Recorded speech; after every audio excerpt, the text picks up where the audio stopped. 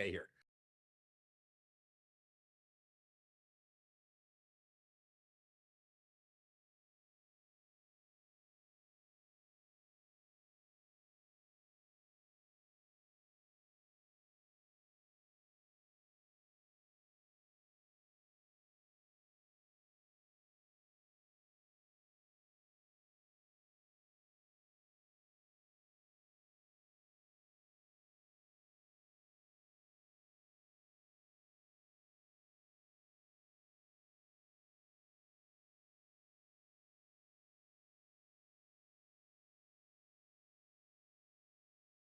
Having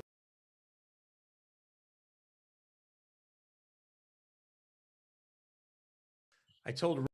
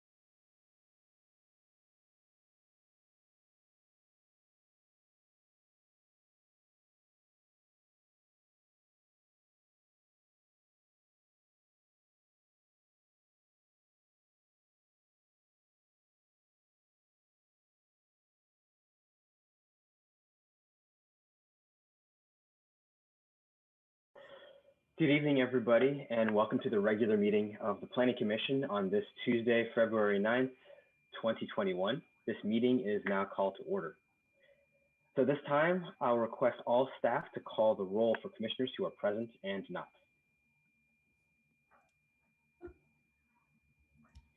Commissioner Davidson, Here. Commissioner Lubomirsky, Here. Commissioner Mercado, Here. Commissioner Saudi, Here. Vice Chair Previtali, Here. and Chair Samudzi. And here. All right, so now we'll move on to the order of the agenda. Are there any changes to the order of the agenda? Order may only be changed via majority vote of the commissioners present. Okay, hearing no changes, next we'll move on to meeting procedures. Due to COVID-19 shelter-in-place order, we've had to establish new ways of conducting our public meetings. I'd like to ask staff at this point to address how public comment will work this evening.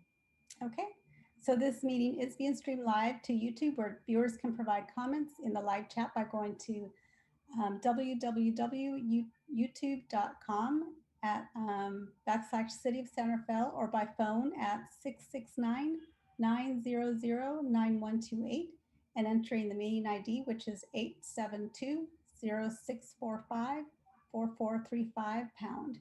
In addition, we are now offering closed caption streaming at this meeting. The link of the closed captioning services can be found in the YouTube live chat box. If you're participating by telephone tonight and you wish to provide comment, please press *9 when the chair opens the public comment period. You're going to be let in, and once you hear the notification that the host is inviting you to participate, you're going to go ahead and press *6 to unmute yourself, and you can go ahead and start. You will be given 3 minutes to speak. Please make sure you have the volume of any other device that you have on turned off so that you don't get any feedback or hear an audio delay. If you are submitting comments on YouTube, please first write public comment in all caps, and then introduce yourself and provide comments. Keep in mind that there's a 200 character limit, so you may have to enter and start a new set of chat. Keep in mind also that your comments should be kept to 3 minutes worth of text. Comments will be read as submitted. However, any words including profanity, obscenities, or discriminatory language that disturb the decorum of this meeting will not be read into the record. If you have submitted comments already prior to this meeting by email or by letter, it has been forwarded to the Planning Commission and has been published on our website. And that's it. Thank you. You're welcome. So let me now describe the meeting procedures for today. We'll begin with the staff report, then we'll hear from the applicant. Applicant, please try to keep your presentation to no more than 10 minutes. Members of the public will then be invited to speak. We will read any comments that are made into the YouTube live chat, and people on the conference call can speak when they receive notification that they have been unmuted. Please keep comments to 3 minutes. Commission will then have the opportunity to ask questions of staff, applicant, or public after each segment. We will close the public hearing and bring the matter back to the commission for discussion and action if necessary. At this time, is there anyone with urgent communication on a topic that is not on the current agenda? They may address the commission at this time. So again, if there's anyone in the conference call or through Zoom that wishes to provide comment, you may do so right now by pressing *9 on your phone. You can also click the participant tab and raise your hand through the virtual Zoom function. Once it's your turn to speak, you'll be notified to go ahead and start. At that point, you will press *6 to unmute yourself. You can then go ahead and speak. Remember to introduce yourself first, and you'll be allotted 3 minutes. I'm checking to see if we have anything in chat first. I don't see anything, and I don't see any raised hands. Just checking again, so there's nothing. No comments. Okay. Thank you. We'll now move on to the consent calendar, which has one item, which are the minutes from January 26, 2021 Planning Commission meeting. The agenda item is just the approval of the meeting minutes from last time, the recommended action being approve as submitted. Are there any comments from the public on the consent calendar?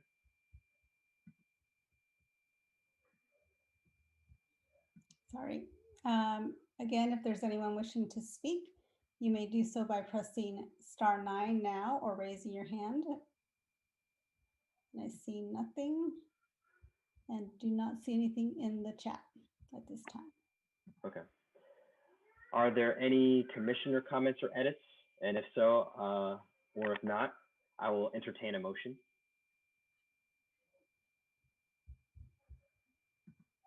To approve the prior I'll meeting minutes. move to approve the minutes. Do I have a second? Second. Okay, that is a motion by Commissioner Lubomirsky and a second by Commissioner Davidson.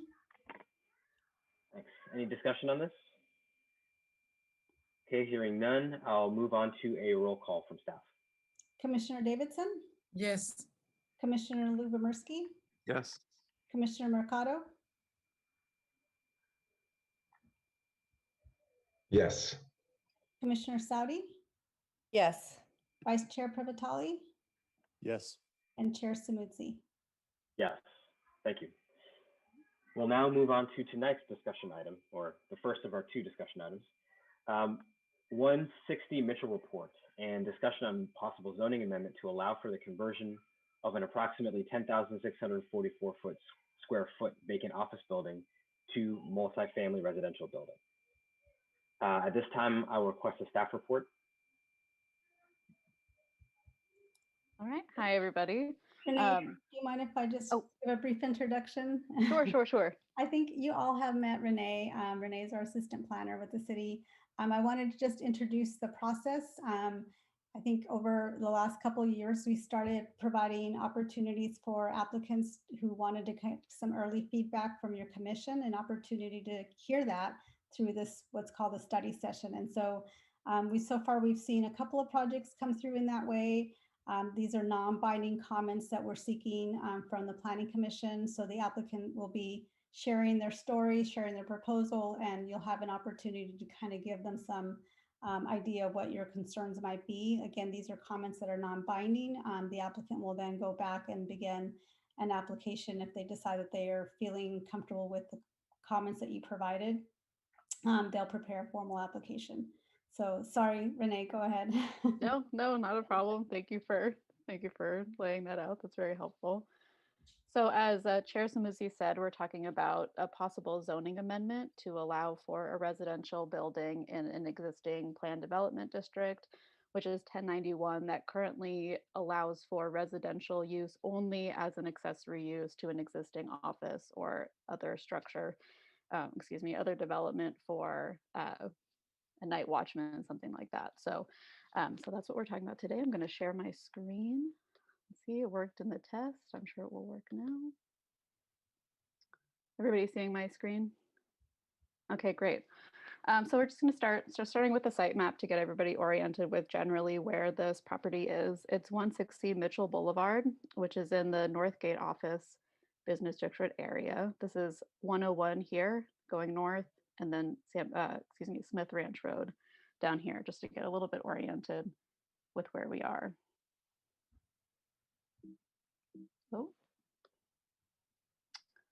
So just getting a sense of what the zoning is, what the current zoning is, PD 1091, Planned Development District 1091. We have the subject site here highlighted, 160 Mitchell, the neighboring property, which is the only other property included in the planned development district, and then the two adjacent zoning districts, which is light industrial office and public open space. And we also have a wildlife district there as well.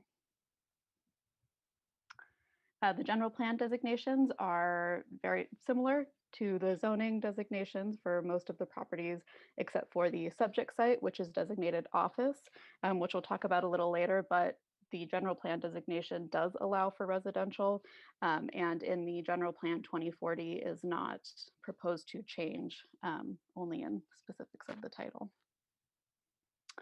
So we have three key issues that we're asking the commission to comment on tonight. We have the land use compatibility, what it would mean for this particular piece of land for the zoning to change, and what impacts that might have on the surrounding light industrial office district, public open space as well, but not as significant as the light industrial office. The housing needs of the city, what converting an existing vacant office space would mean in terms of increasing the amount of housing, including affordable housing in the city, and also the pros and cons of the 4 different options for the zoning amendment. So the first off is land use compatibility. So as I've mentioned, the current zoning is a planned development district 1091 that does not allow for residential development. And the general plan designation is office, which allows for residential development. Specifically for the surrounding adjacent light industrial office district, there are several uses that are permitted by right in that district that would be restricted if they were within 300 feet of a residential zoning district. That is not specific to a residential building, but the district overall. And when I show the options later for the zoning amendment, I'll point out which ones would have an impact on that. There may otherwise be issues with compatibility if there's a residential building around some industry that's nearby. There may just be potential impacts with the residents and the nearby businesses. The housing needs of the city. I've included a little bit more information on this slide, probably than is easy to read during the presentation. This is all included in the staff report. I wanted to show this just to illustrate what our deficit of affordable housing is in the city, and just to illustrate, of course, the need for more. This particular property, per the zoning district for the general plan district, would be actually allowed up to, I believe it's 40 units based on the side of just over an acre. The applicant is only proposing about 18, which would necessitate 15% affordable units, which rounds up to about 3, half of which, at least one, would need to be very low income. So our last item key issue is the zoning amendment options.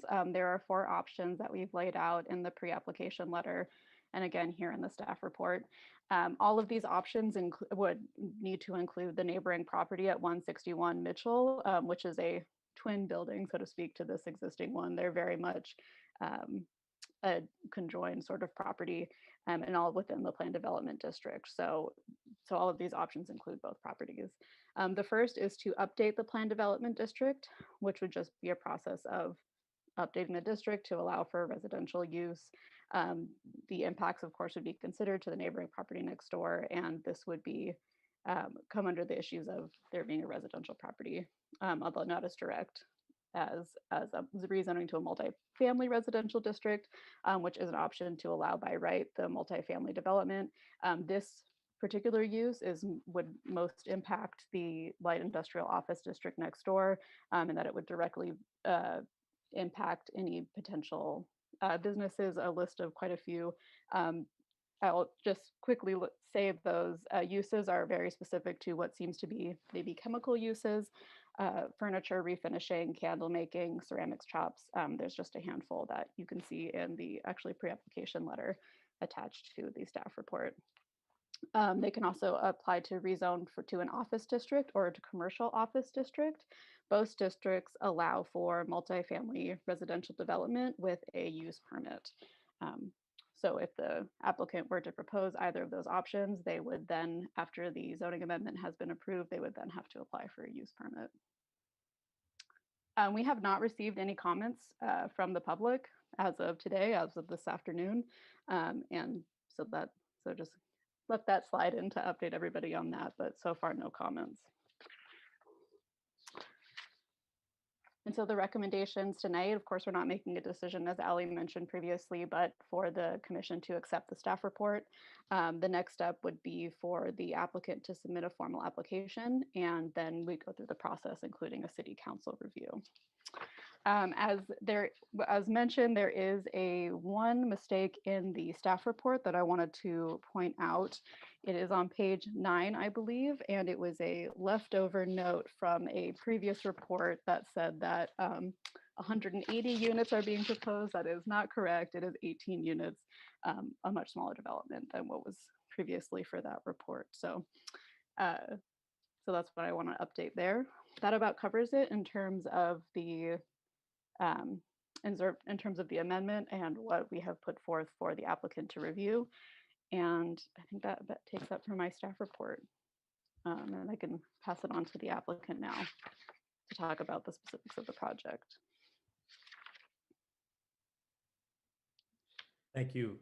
Thank you very much, Renee. And thank you everybody for taking the time this evening to meet with us. We really appreciate it. I'm going to do a little screen sharing if technology will allow. First, I'll show off a picture of my family.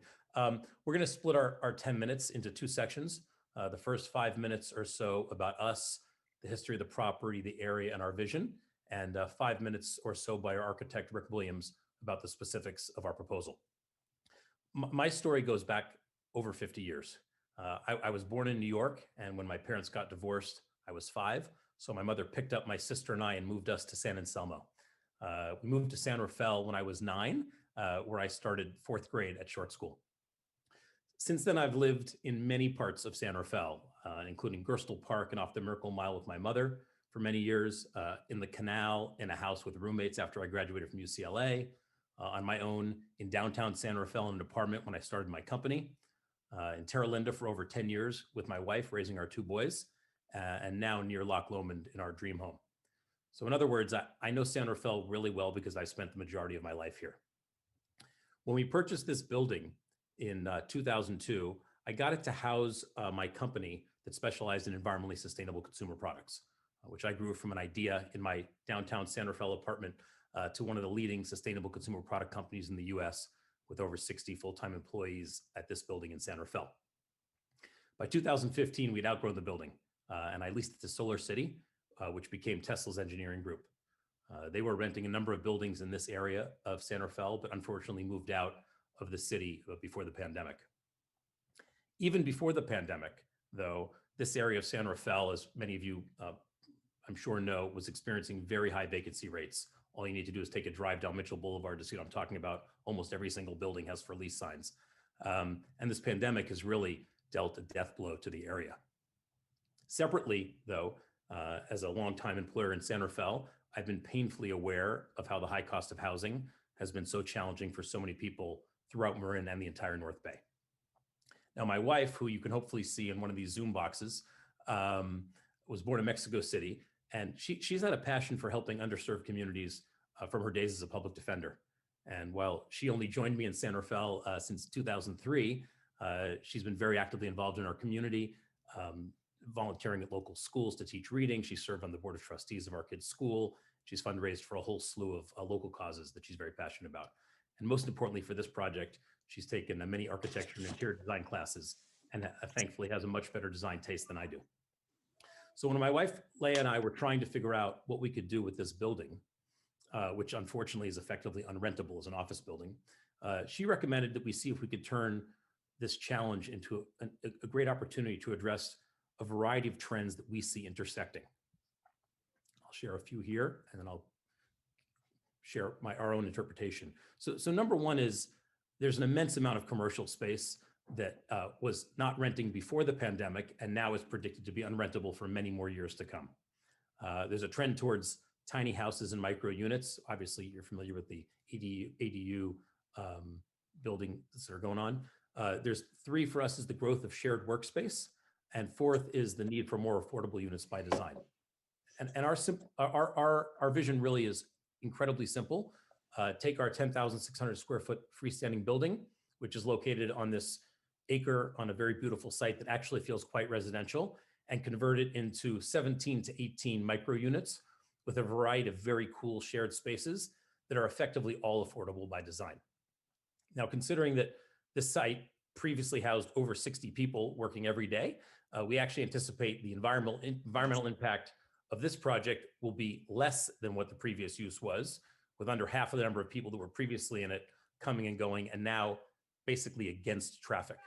So as our architect, Rick, will share momentarily, we really believe that this adaptive use type of project, it will serve as a great example of private and public sector working together cooperatively to meet a tremendous need and improve our community. And here we've got just a quick set of some of the benefits. Number one, more affordable entry-level housing in San Rafael. We're super proud that these are really beautiful units with very modern amenities you typically don't see in a small project like this. Great shared facilities that are effective for live and work. We, again, materially a no impact conversion. There would be nothing happening on the outside of the building or the shell other than replacement of windows to be more energy efficient and doors and the like. We think there's a huge opportunity. I know this being an employer in Marin for more affordable options in Northern San Rafael. And last but not least, we think there'll be a net positive impact on traffic. So thank you all very much for the time. And Rick, I welcome you to take it from here. Great. Thanks a lot, Aaron. Rick Williams with Van Meter Williams Pollock, and I'm also a resident, longtime resident of San Rafael. I went to Sun Valley School when I was when I was 5, and moved to San Rafael when I was 2. So we've both seen a lot of changes and a lot of great things about San Rafael. This project, Marin Mini, is unique because of its location. It's kind of outside of the industrial park. It's on the edge. That's why it has a PD use. It was very unique and special, and we think of it as retaining a unique, special character. The project has the 10,600 square feet of Building 1. It also has the parking that's on the cul-de-sac there and its own parking, which will be sufficient for 17 to 20 units of studios, ones, and 1 or 2 two-bedroom units. So parking is already there. The building's already there, and what we're doing is really fitting it out to a new use so that it has a long life in the future. There was a question in the report about the building being above the floodplain, and we did have the original surveyor is still working, and in San Rafael, and he surveyed the building and confirmed that it is still above the floodplain, even though they changed numerical designations. Next.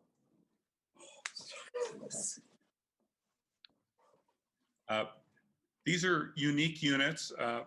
For those of you that, like me, that have kids that have just graduated college and are looking, they've got their first job and they're looking for a space they can afford. My son moved into a unit very similar to this up outside of Seattle. They're mostly studios, efficiency, small kitchen, living room, sleeping areas, bath, and these are outfitted with washers and dryers as well. They're really meant to be affordable by design.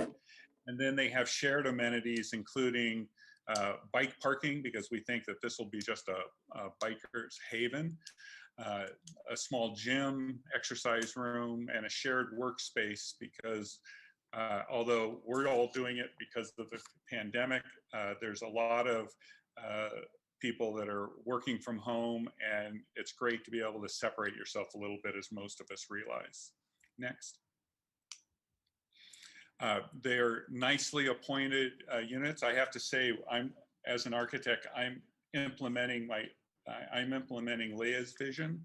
She has a really great eye for tight, small space residential living, and we're excited about the opportunity to work together on this. And you have beautiful views across the wetlands, where you're just kind of floating over the wetlands area, and all around it has residential development on the other sides. And so it's very unique, special opportunity if you are able to look at the video or look at some of the other pictures from the site.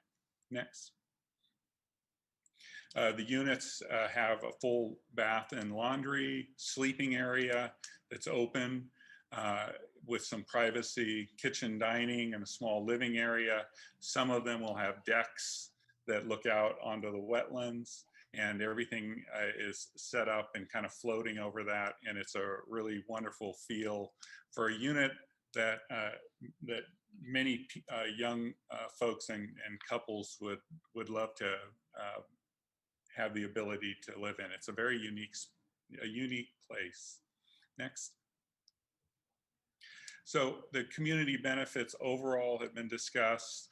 The affordability by design, we often talk about it, but if you're building a new ADU, the building department told me mine was going to be about $250,000 for 550 square feet. So I think there's an opportunity using the existing building shell and not building out over the rest of the site to provide affordability by the design, beautiful residences, really tailored to allowing our young folks to be able to stay in Marin and move back to Marin and live here, as many would love to do in an environment that they feel familiar with. And it provides yet another residential option in the area. And while we do feel like these 18 to 20 units won't be a traffic burden, we also realize that the people living here would love to can bike without going on the freeway to the train station.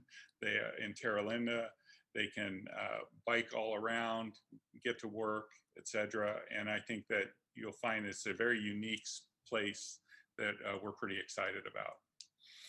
Next, we were in sync with the planning department on the discussion around affordable housing.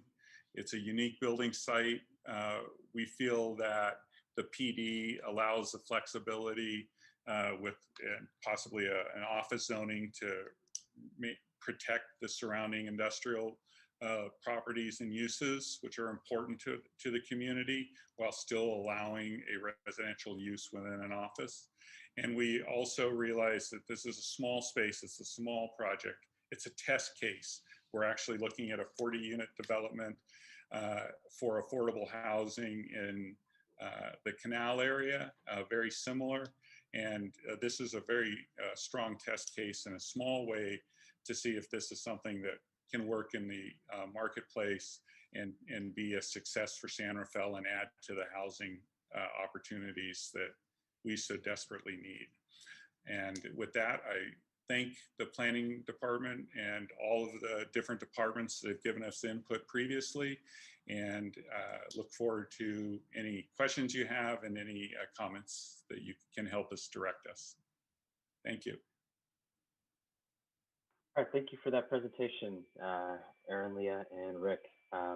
Very, very well pulled together, and appreciate the discussion this is going to trigger.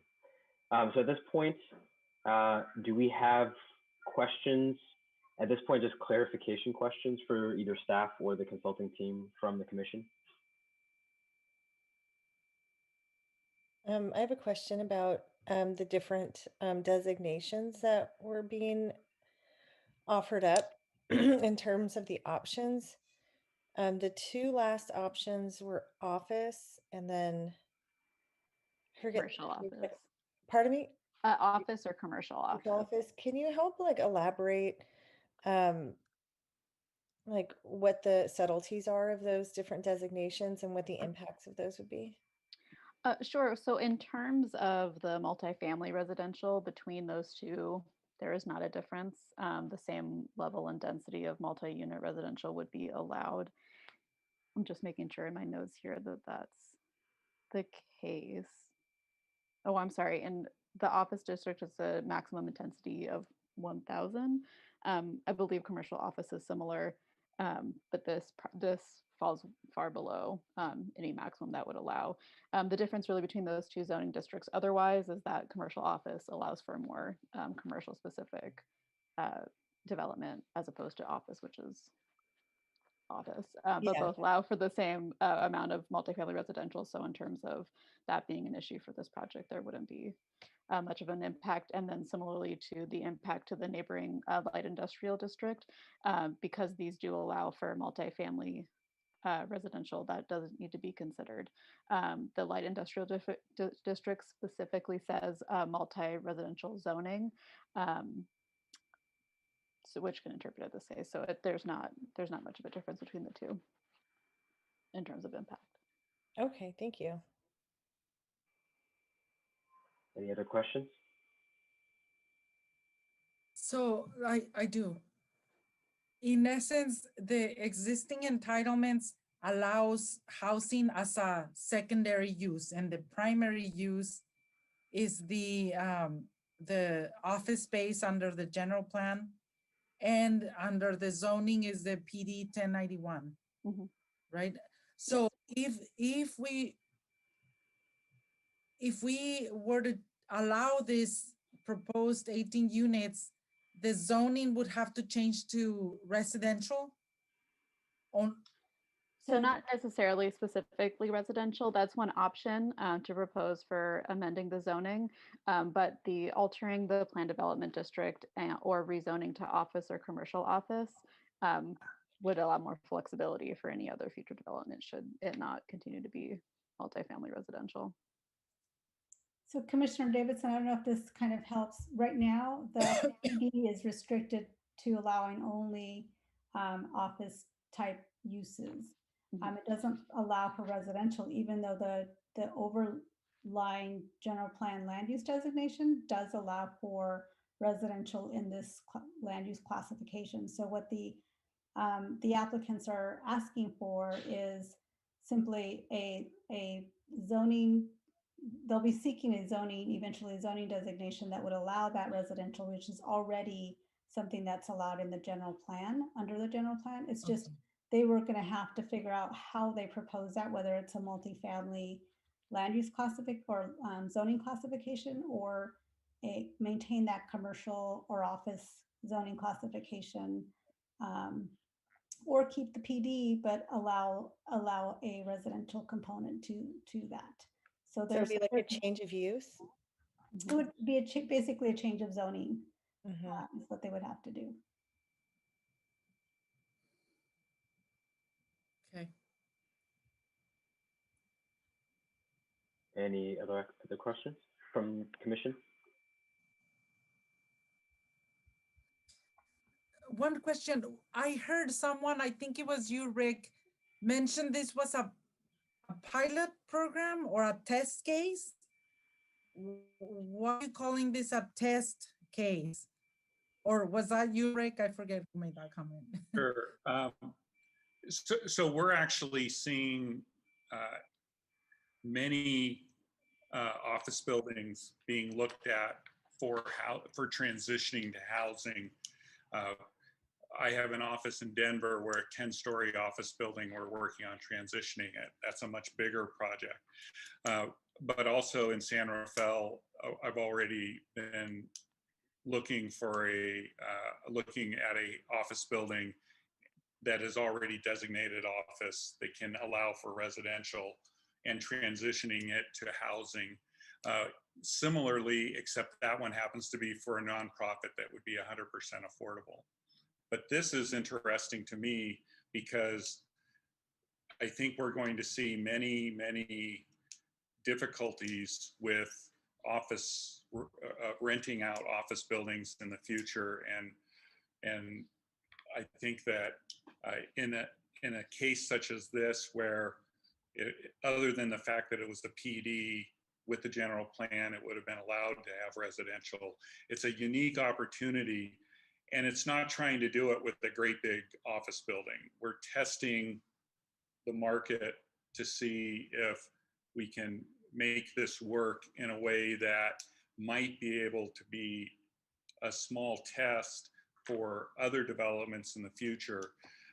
Not necessarily in this area, but in another spot in San Rafael, or even you could say it could even be someplace like up in Nevada at San Marin, where they have old office buildings that have been vacant for 10 years since big major corporations have moved out. But it's hard to take something on that's great big like that. It's easier to do it small, to test it. And I think this is a nice opportunity to test out a transition like this, because it is still a major investment, but you can do it at a smaller scale, and I think that it bodes well for its success. If I can just add to Rick's comment just about the PD, that, you know, again, the general plan land use classification does allow for residential in this land use category. The PD is, you know, the reason the PD exists is because it was part of a long time ago, part of a larger project. All PDs are all lots that are larger lots have to go through the PD process. And so this is left over from that. Other than that, there's really there's no reason for the PD to continue to exist. So Just kind of speaking to Rick's, comment, other than, the fact that there's a PD existing, otherwise residential would be allowed. And so that's kind of one of the reasons they're, seeking, kind of trying to find a solution for a zoning classification that would allow them to develop at the densities that are allowed in the general plan.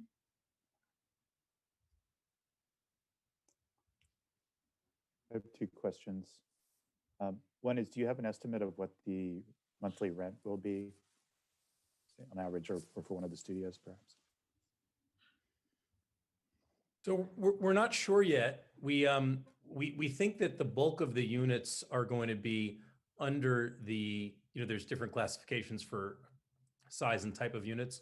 Our guess would be they would be in the $1,400 range as a guess, based on our first numbers. I mean, a 2-bedroom would be more, but there's only, the way we're planning this, the vast majority are sort of studio 1-bedrooms, and then there's really likely only going to be a single 2-bedroom. Understood. Okay, thank you. And then my next question is, I know the intended use is not for families, it seems, but with the possibility that some of the couples who move in there eventually have a child or children, and maybe can't move out because of their financial situation. Do you have any ideas about perhaps adding like a protected yard or playground area for children? I noticed, I don't believe there are any parks in that neighborhood. So it's a great question. I mean, there are, if you can walk, I worked in that office for 12 or 13 years, so I know the area pretty well. You can walk, it's a little bit of a walk, but you can walk up to like McGinnis. There's big fields and a skateboard park and a slew of things. It's not right next door for sure, but it is walking, and it's a beautiful walk. Frankly, I've done it during lunch many times. I think that the question would be, the only space where you could do that would be if we eliminated some of the parking. So I think it would be a question about, we'd be open to the conversation, but it would just be a question of, would you want us to eliminate some of the parking in order to do that? Okay, thank you. Also, if I could say something about the 2-bedroom unit, there's two different thoughts on the 2-bedroom units. Sometimes the thinking is that it's for families. The other is, it's actually turns out that usually 2-bedroom units are more cost effective for 2 friends to share an apartment than if each one had its own, his or her own 1-bedroom unit or studio. So in a way, it's another way for 2 people to rent. They share a little bit more than having their own studio or 1-bedroom, but it provides even more lower cost housing. And actually the development community has really caught on to that. And so they're doing a lot of 2 bedrooms, not thinking that they're for families, but they're for duet, not couples, unrelated renters. So it's part of that dimension more than it's thinking of it as a family. It could be, but that's kind of our initial thinking. All right, so at this point, I'm going to open up the public hearing, and I'll ask staff to open up public comment. So if there's anyone in the conference call that wishes to provide public comment on this agenda item, please press *9 to virtually raise your hand. Once it's your turn, you're going to hear notification that the host is inviting you to participate. At that time, you will press *6 to unmute yourself. You can then speak. Make sure you introduce yourself first, and you'll be allotted 3 minutes to speak. Also, make sure you have all your devices that you're watching on. If you're using other devices, turned down so that you don't get feedback or any audio delay. So while I wait to see, I'm going to just see if there's any chats, and I do not see any. And I see some raised hands, so I'll go ahead and. There is one chat. Yeah, there's a couple comments in there. Okay. So I'm going to go ahead and let's see. Hello, can you guys hear me? Yes. Yes, hello. My name is David Swig. I'm of the Swig family, and we own the building right next door to 160, which is the building at 154 Mitchell Boulevard. And so I'll try to keep my comments brief. Totally understand what Aaron and his architect are trying to do here, and I understand the points that they've made.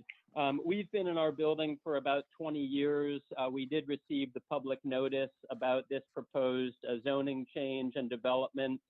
We have a few concerns about it.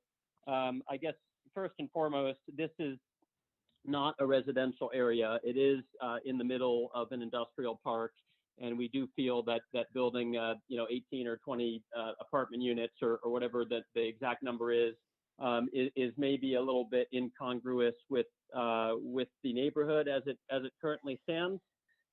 We do have some concerns if you move in a bunch of people right next door of potentially increased crime, privacy issues, and that sort of thing.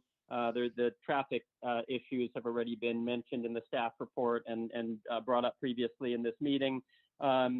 We do think that the environmental impact is probably more than nothing. The proposal is to do a fairly major renovation of this building to build out the units, and also, as I understand, to cover the parking lot. I do want to point out that this building does sit right on the wetland. There are a number of different plant and animal species that probably would have some impact from this building being sort of repurposed. But I guess as it relates to us personally, there has been a discussion about the limitations on the future uses of adjacent light industrial properties. And given that we are within 300 feet of this proposed development, we certainly have a concern about limitations on our property's potential usage that could affect its viability, usability, or marketability in the future. So I guess that's sort of the main issues that we have with the proposal. So there you have it. And thank you very much, by the way, for letting me speak.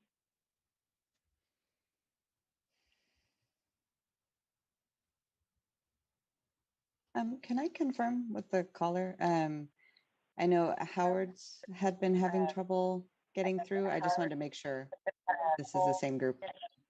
Yeah, Howard is my brother, and I think he's watching on the YouTube thing, but the chat function wasn't working, so I just called in.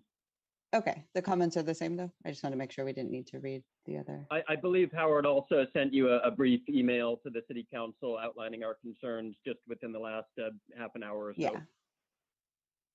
Okay. But yes. Thank you.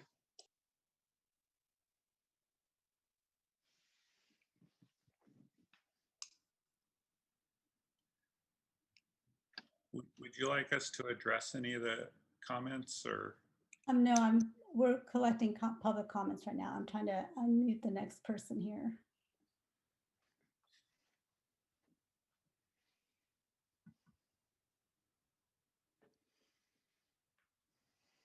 It looks like I'm having trouble. I'm going to come back to that one.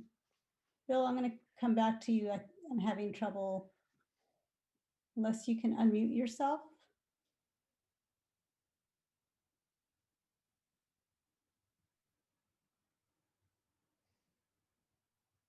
Okay, I'm going to try Leslie Simmons next. See if that works.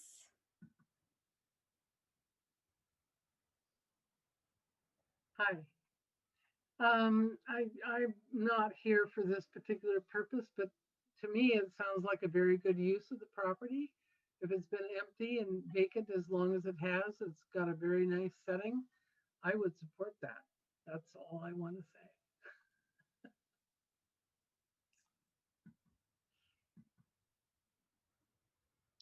Ali, there's a message in the chat from Bill Carney.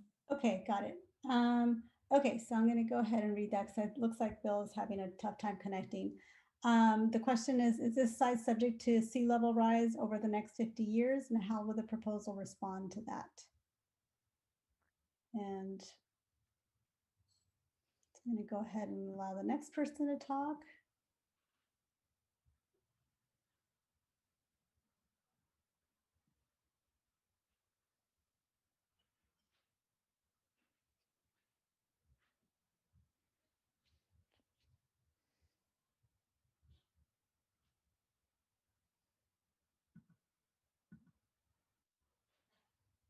I think that's it.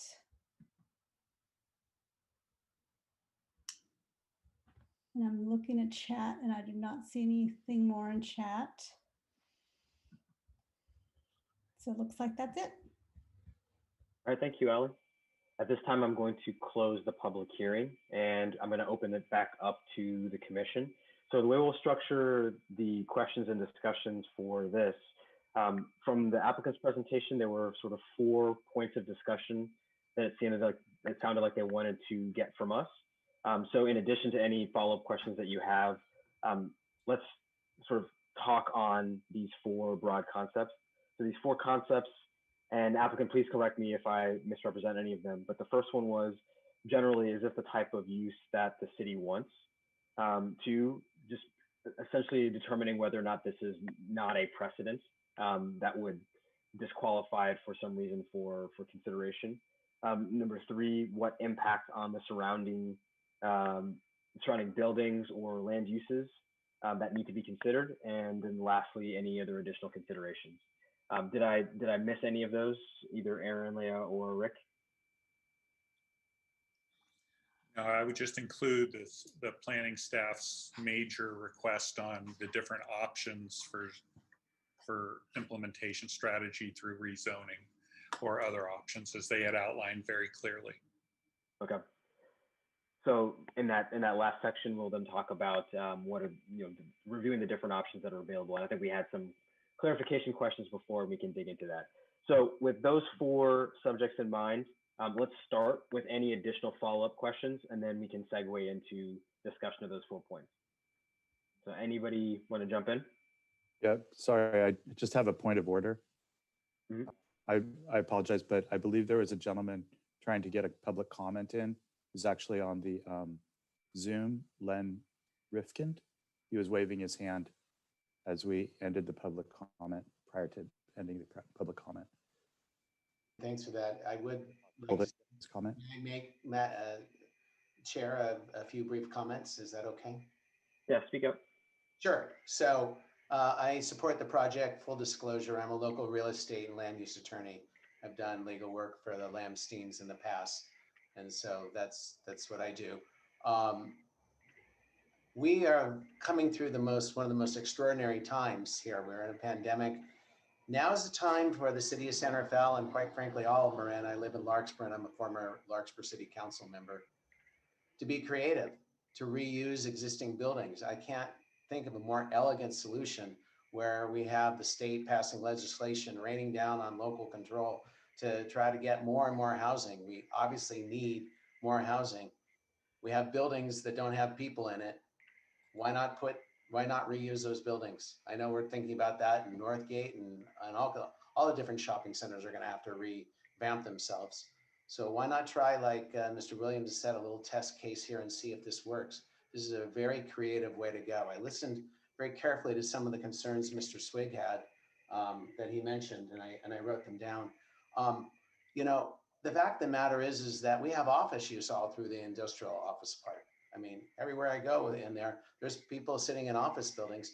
Quite frankly, this building may not actually be that full during the day. Once we get rid of the pandemic and that's over, people are going to come there at night. Like Aaron said, it's a reverse commute. There's not going to be likely as much conflicting use between the industrial and office uses that are adjacent that we're thinking about.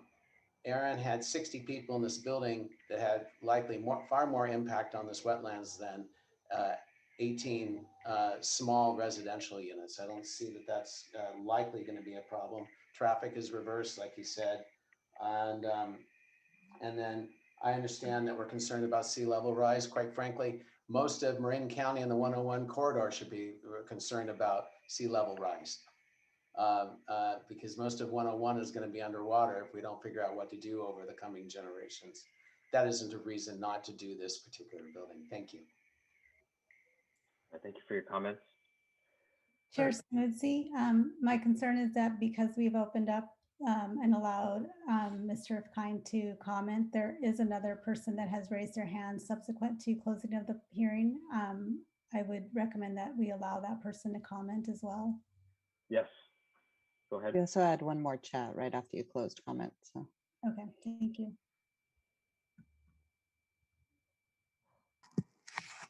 Hello, thanks for letting me speak. I thought I'd raised my hand before public comment was closed, but I guess not.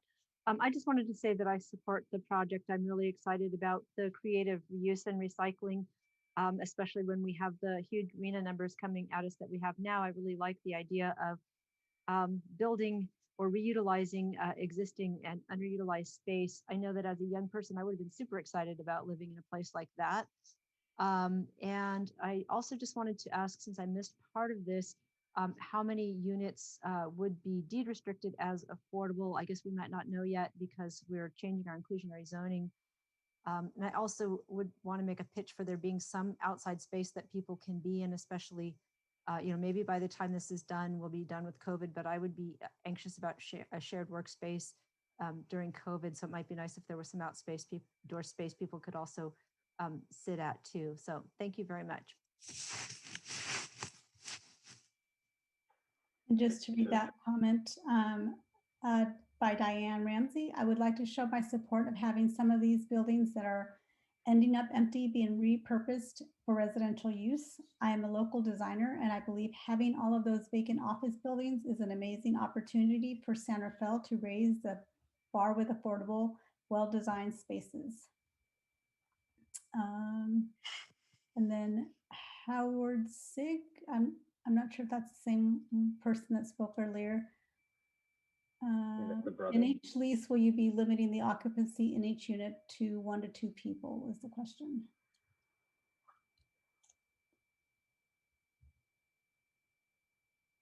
I guess I'll jump in with some thoughts.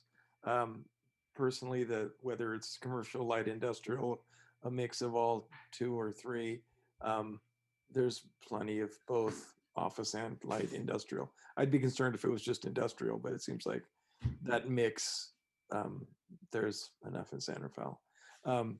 Rick, I had a question about, are you planning installing solar on the roof?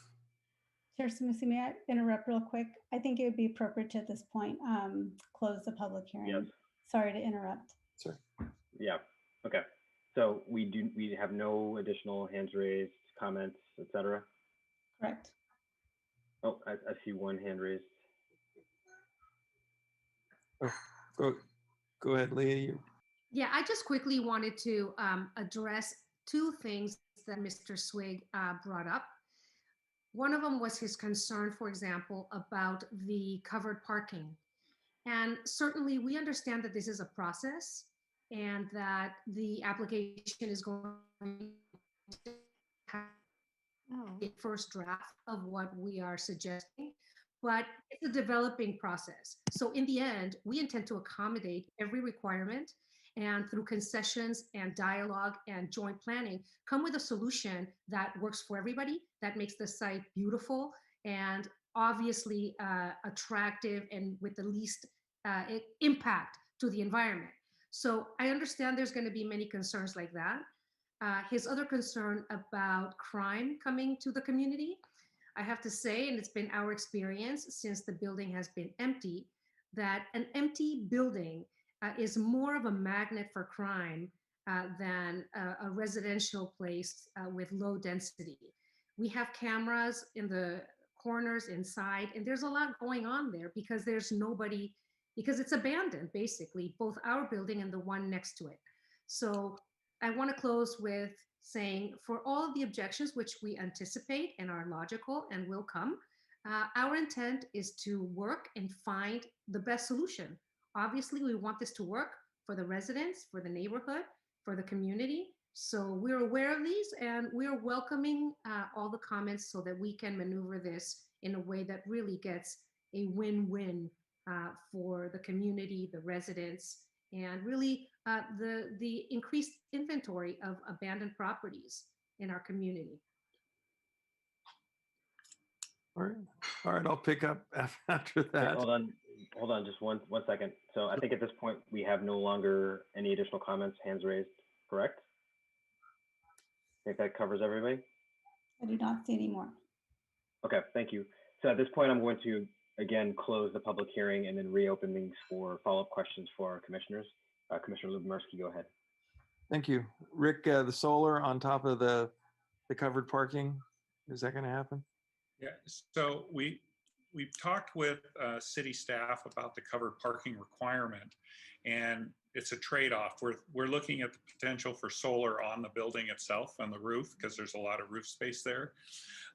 So that's one option. The other option we did discuss was solar on the carports if we added the carports.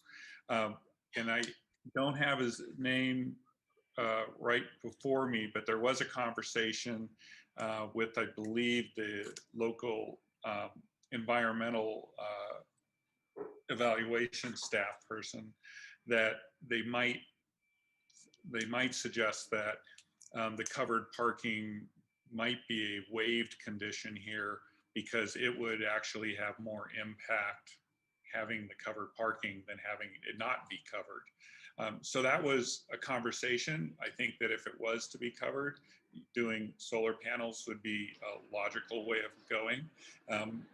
But if we could put the solar panels on the roof and there wasn't the felt that there needed to be the covered parking, it may have less impact on the environment overall. So it's a trade-off that we're going to explore, and we think that there's good options in both directions. Okay, thank you. With the 8 EV stations, how, if you got 12 residents who had electric cars, which hopefully in a number of years they will, how hard is it? I mean, do you have to plan for that? Or if you had added like 5 more, you got to 18 EV stations. Is that a big, expensive, I'm guessing, thing to do, or how would that work? Well, what's really unique is that currently under California's code and San Rafael's code, we'd only need to have 10 or 15%, which would be 2 or 3. So actually this 8 is a lot more, 8 to 10 that we have there currently is a lot more than we would actually probably need for some period of time. But because it's already there and we do have to upgrade some of the electrical in the building, if we needed to provide addition, we could do that. But right now, this would be one of the proportionally highest electric vehicle residential developments from a percentage of the spaces that there would be in Marin, probably. Right. And they're studio apartments. So do you have are you using 2x6 metal between the units, or what are you doing to try and dampen the noise? Because that's a lot of people in a small, or common walls, shall we say. Yeah. How are you going to address that? So because it is a tight building and the spaces are tight, there's a couple of things. First off, we'll have an acoustic engineer. We're doing a similar building with similar walls currently, and we can either do metal stud framing, or much of this building could be done in wood, which would be a little more solid. There's acoustic sheetrock now that we can use, and we're using that on a building where we don't have the ability to do double stud walls as we usually do. So right now we're looking at a 2x6 wall, except using 2x4 studs so that they don't transmit through. And then we're going to evaluate a couple of different construction techniques, including using more higher performance sheetrock on the interior partition. What's the STC rating that you're aiming for? Because the studs don't really dampen the sound. It's like the vibration isolation, So do you have an STC rating that you're trying to target? Most of our apartment building, I don't have it off the top of my head, but most of them, they all have to meet a high STC rating for code. By having the studs, by having it on a 2x6 stud, but a 2x4, and having them not be a single stud, it does help with the insulation and help with the vibration of the noise going through. So we use a number of different acoustic engineers to provide us with different strategies we can use, particularly when we're using narrower walls. And I think, like you say, this is not a test case, but I mean, I'm in support of the project, and I think we're gonna have to find some way to reuse these commercial spaces. But so I mean, anything you can do to try and improve the acoustics in those studios, is gonna pay off dividends. Yeah, I might suggest like the project that was done by the Civic Center. I can't remember the name, but a number of years ago, one of the restrictions was no cats because of the harvest mouse and different animals. You guys are abutting kind of the bay there, and that might be a good thing to do ahead of time. Just say no cats on the property because they will get out eventually, and just throwing that out is maybe. I know there are restrictions on other neighboring across the marsh properties. And it would be great if you could, I know it's tight, but it gets some outdoor space because I mean, I know it's an office building, but now it's an apartment complex, and it'd be great, nice amenity to have just an outdoor barbecue area or, something to give a sense of place. Yeah, go ahead, Aaron. Yeah, I just want to mention that there is actually there's a back deck was on the original building. It's still there. That actually has a gas line. When my office was there, we had a barbecue there, and that's right off of this common shared workspace lounge. So it's sort of an indoor-outdoor space that you can go in and out of. And on the side of the building, when you're looking at the building, on the right-hand side, there's a beautiful little picnic area, which we had staff would regularly go out and have lunch. We have a picnic table out there. Actually, it's still there, and there's a little bit of a grass area. So there are sort of two outdoor areas that are very comfortable, and that I know having a lot of people there, 8 to 10 hours a day, depending on the times people are coming and going, was used at all times of the day. So I think we could certainly add a little bit to make it nicer, but it's very functional as it is. That's great. Yeah, no, I think it'll be a great project, and bringing people 24 hours a day to otherwise light industrial areas.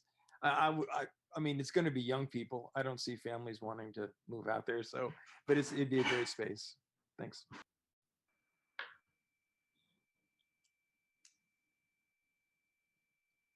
Any additional follow-up questions? Okay, hearing none, let's move into our 4 points of discussion.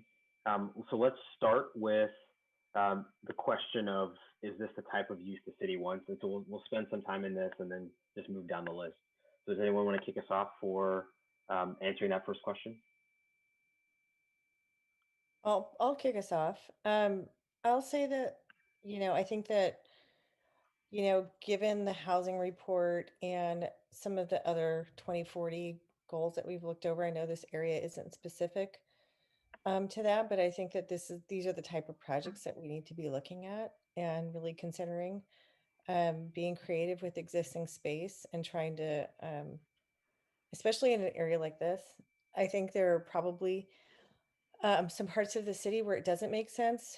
But in terms of its proximity to Northgate and just, looking at the diagram of the housing and offices around it, I think, the way that we look at how that zoning is designated is important, because I think the restrictions for future use and then the restrictions in the neighboring areas are something we have to be really mindful of. But in terms of what we want, we have a housing shortage, we have an affordable housing shortage.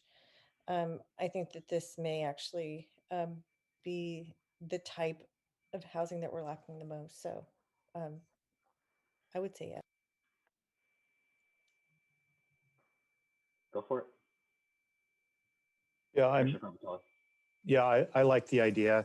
So a couple things actually go down to that neighborhood pretty frequently because I visit Red Whale Coffee, and so I'm pretty familiar with that neighborhood. And I went down there today and I looked at the building. I can confirm there is a potential for blight because the building is vacant. In fact, there's some graffiti on the picnic table, and it looks like a shed was broken into, just to let you know. Sorry to let you know about that.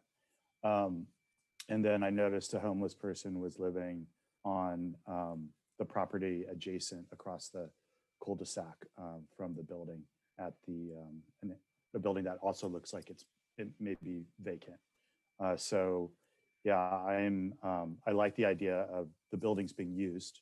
I share the sentiment that we can help solve the housing problem, at least temporarily, before we see significant sea level rise, which I know will threaten this property. But I think that we'll have probably at least a good 20 or 30 years, hopefully, before we see a need to possibly rebuild that property. As I mentioned before, I am concerned about the lack of playground, but also concede that McGinnis Park is within walking and biking distance. But I think it would be great, as I mentioned before, to have a designated outdoor space that is protected to a certain degree, specifically for children. The last thing I'll mention is that I've personally lived in a neighborhood that is light industrial. It's actually in San Francisco in the lower part of Potrero Hill. And it worked for us. I mean, I was a young person living in a light industrial neighborhood there. It was definitely, not too crowded. I experienced the reverse commute pattern. It was not crowded at night.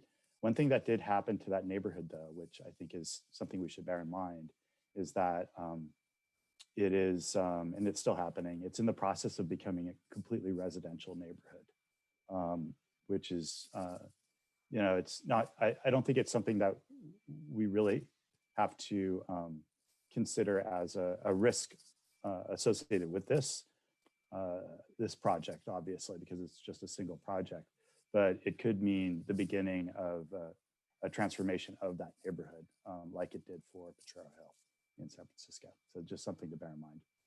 Thank you. Go for Commissioner Davidson. Following up on Commissioner Prevatelli's comments on the potential transformation of all the office space buildings turning into residential, that's a concern that was raised many times in the process of our general plan update. As a city, we value our light industrial and industrial areas and businesses. And this is a concern. I'm not saying it's the reason I would vote against your project, because I really think that timing is everything. And with the COVID situation and all the empty spaces and the shortage of housing, these are the types of innovative projects we need to look into and how we do things differently. But that conversion is something that history has taught us, that as soon as you introduce housing into the industrial zoning, eventually housing will take over, because I mean there's case law on that in history. So that's something that can happen. And given that this is a test case, and given that this property will be impacted by sea level rise, I think you should look into being innovative as well, instead of how to rebuild the building in 20 or 30 years when it's underwater because sea level rise is coming. What can you do now to adapt to that situation if you do want to remain there? I mean, this is the conversation we're having county-wide and worldwide. Do we just continue to build per today's standards and deal with the problems in 20, 30, 40 years when sea level rise it's already affecting? Or do you look into the future and see how you can adapt your investment so that it lives beyond the sea level rise impacts? So I think this is an opportunity. And as far as the comments I hear about this being an affordable housing project by design, just given all of the state mandates, I just sense that, okay, you're gonna get the zoning changes that you need, because I'm sensing that we all like your project and the idea of having the housing there, but I think once you get further into the design and actual submittals and looking into the situation, you're going to take advantage of these possible affordable housing. The word escapes me, but it gives you entitlements to build higher, have more units, reduce the parking demand, which it's all good, but we do have to be aware that those are coming, and it does affect the surrounding buildings as far as what's coming, which I sense you're going to take advantage of that. So that's it for now. Any additional thoughts on whether this is the type of use the city wants? Hey, this is Aldo, and I'm sorry. The city's Zoom meeting seems to blow out my router every week because this was like my 10th Zoom today and it was fine. So I'm calling in, so there's no video. But I did want to say that, yes, I think this is what the city needs. And I missed part of the presentation, so I'll be brief on what at least I feel like I can address from what I did here, which is I think this is really innovative, which is critical, but I think the applicant should be aware there is some precedent that I think could be established here. So what I would look at is how is this site unique? Because Commissioner Davidson hit something that I think the community will really look at, which is the general plan does want to not protect, but does prioritize light industrial. And so to the extent that you have a conversion of a site, I would like to either know how it's unique and that this wouldn't be a trend where what our general plan values as light industrial is now going to be consumed by what we need of residential, or if it is going to be something that's similar to others, then maybe establish more innovative process. Kind of what Commissioner Davidson was saying, which is look at kind of elevating the project and really trying to establish how this is going to actually go above and beyond. There's going to be some concessions that will likely come of this. So what jumps out at me is expanding the affordability, really looking to push the boundary on that. I would encourage that be considered because I think the concessions being requested from the city really should be offset by opening this up to more affordable than maybe it's just what's obligated right now. But I think to the underlying crux of the issue, no, I think this is innovative and something that should be explored. That's it. Thanks. So that's actually a great segue into our second point of discussion, which is to what extent this is a precedent and what are the considerations around uniqueness of site need to be highlighted in the full application or form some sort of concern to be dealt with as well.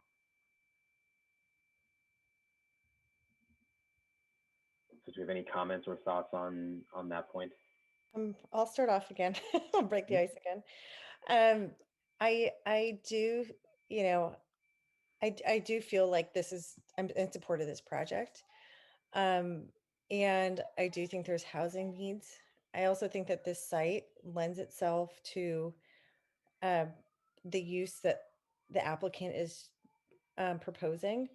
I do have concerns about precedent and about, just the way that these projects develop. There was a project that we looked at a few months ago that was off, like, I want to say it was near this area. It was on the other side of the freeway.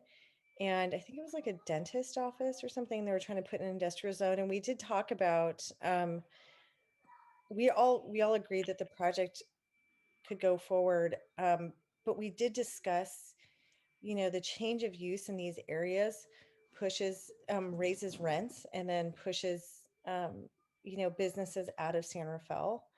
So I think there's a fine line to be drawn. I don't think that's a reason to, stop projects like these from happening and moving forward. But there is a consideration that we have to make regarding the viability of some of the businesses that San Rafael is known for, and not pushing them out even further.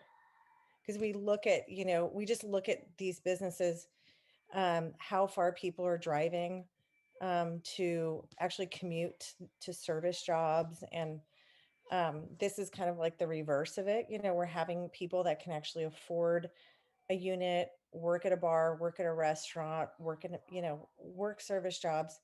But we also have to think about the amount of services that we have in San Rafael and really valuing those companies and making sure that the overall strategy here is to address both. So I don't know what the solutions are and how we make sure of that, but I think that's something that, as we work with staff, we have to really develop a point of view on, because these projects are going to be becoming more and more prevalent, especially, we talk about post-COVID. There are going to be, I currently work as a designer, and I work with a lot of large companies, and they talk about the hub and spoke model. So we have like San Francisco as a hub, or we have, and then we talk about it as cities like Nashville and Austin and other places as spokes. But what's happening post COVID is, the suburbs are becoming these spokes. So we are going to see these kind of projects, and we just have to be very careful on how we choose to really lay the groundwork, and look at this as a test case and see what the impacts are, and move forward with some lessons learned. Let me, I agree, we don't want to turn the Mitchell Street into one big nice conclave of live lofts, work lofts. I don't think that's going to happen anytime soon. But I got to say, I think I just read today that Salesforce is going to go permanently no people in their beautiful building. There's a lot of space now that will be turning into residential, I think, in the Salesforce building. But I think it's a fair concern. But I think, again, we have a long way to go before we get to the point where I think office space, the cost of office space is increased because we're turning so much into residential. So, I mean, I understand that and I respect it, but we got to get there first. Is it appropriate for me to comment on any of these things, or do I keep my mouth shut, which I'm happy to do? If there are commissioners who have direct questions for you, feel free to answer them, but we'll just reserve for the commissioners. Thanks, though.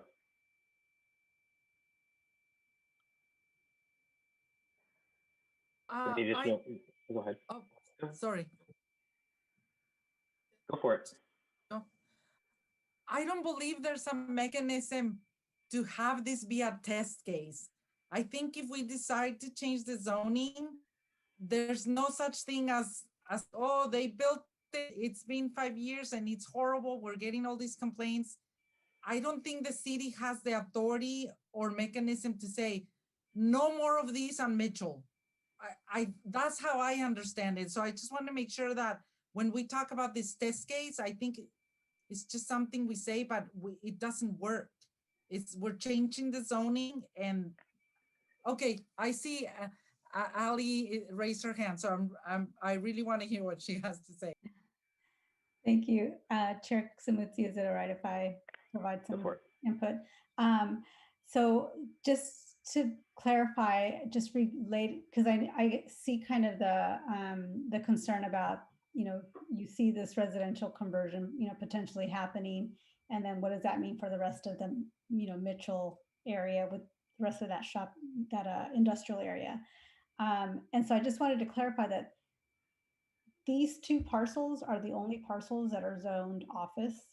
All of the rest of the zoning around it is light industrial office, which doesn't allow residential. So that there's in terms of whether this is precedent setting for that area, I would say no, because you're talking about two different things.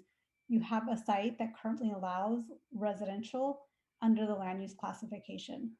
The only thing that would be changing in this case is amending that PD to allow, either amending it to allow residential or amending the zoning completely to allow the residential. It would be different to have the adjacent sites that are zoned LIO, because those would actually require a general plan amendment to change the land use classification in addition to changing the zoning. So in this case, it would be sort of a test case in that you're talking about a specific site that already allows residential in other locations where you have sites that may be zoned to also allow residential but are currently office spaces, is that something that may happen? Possibly, but it's not something that we wouldn't have expected. It's something that we, in areas that are already zoned or have land use classifications that allow residential, we expect residential to be developed. So I wouldn't see it as I don't think it would be, from a planning staff perspective, I don't think it would be precedent setting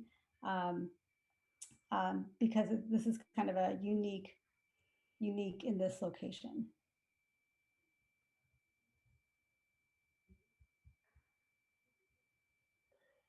I just had my hand raised. I just wanted to clarify what I meant by test case.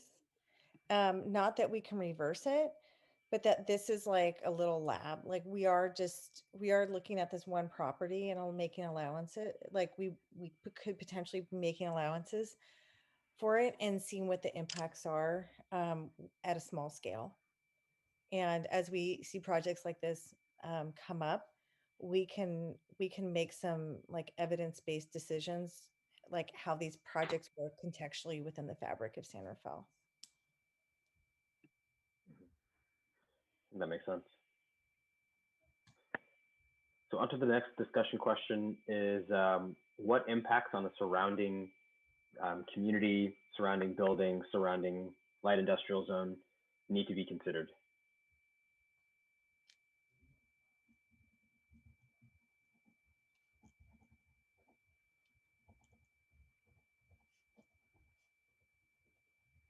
I think I discussed those concerns already, and as this project moves through, I have to go through some sort of sequence analysis. So those, am I wrong, Ali? I didn't get all of your comment. I think you're asking whether this is subject to CEQA. And if that's the case, it is subject to CEQA. It's not clear at this point until we have some, go through an actual application process, what level, whether it would be an exemption, whether it would be an initial study.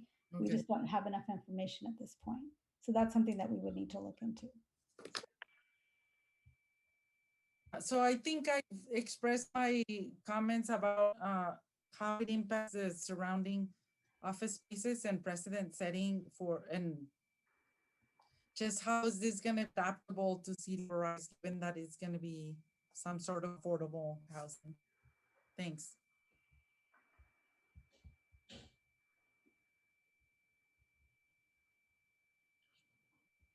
This is Alon. I can jump in. I think this is maybe one of the most critical issues in the project in terms of how it's submitted. So the CEQA in itself will be a really interesting analysis. I think city staff will likely want to have a full discussion with that initial study and really think about how that's going to happen, because this is a specific plan, right, Ali, on the site? It's a planned district. Planned district. Yeah, that was part of a larger master plan. So yeah, to your point, yes, we would very well would need to take a really close look at what the existing what type of environmental review was prepared for this project, and then moving forward, that change everything. Yeah, and I think that's going to carry over in the traffic changes. I mean, I understand there's likely a reduction based off of the current proposal, maybe in use and density, but just the traffic implications are going to be a little bit unique. Now, there may be exemptions because of what this is proposing. It's just, that's going to be a complicated issue. I think right now, though, there's no public comment on this. When the word gets out that this is more of a unique, even though we're saying this is this site only, it's not LIO, it's kind of, but I think there will be a buzz that will come of this, just to give the applicant full transparency. I could imagine the community coming out saying, wait a second, what's going on here and how are they converting warehouses? What does that mean? So I think that this component of the change would be kind of critical to have a full public transparent discussion, because it's going to be it's interesting. I actually think that because this is a specific plan or precise development plan on this lot, you're going to have maybe a more difficult analysis The impacts on the adjacent lot, as well as those within the vicinity, that I think will have, again, I don't want to say, I just don't know how to analyze that. So if a project was to come in, really restricting the adjacent lot does carry a lot, because that doesn't seem to be something that was maybe contemplated under the precise plan. And so by changing that, there could be a lot of ripple effects. So I would, if this comes back, that would be something that I would want to see more fully discussed and detailed as to what that could be. And again, what jumps out at me on this project is, Commissioner Davidson highlighted earlier, I think those concessions will start to come on the table. So you have 18 units now, but I think as the affordability options go on the table, those concessions for height, for increase in density, will become more valuable and likely something that will be considered. So that's just going to have more potential impact on that adjacent owner, that I would at least want to see a full discussion as to how that's being analyzed, how their sort of existing zoning and precise plan rights aren't being impacted, or if they are, what are the offsets? That would be on the sort of zoning question. And then on the sequel question, I think a lot of issues with traffic, accessibility, sort of the change in use. So those would be the two main ones for me on this question itself.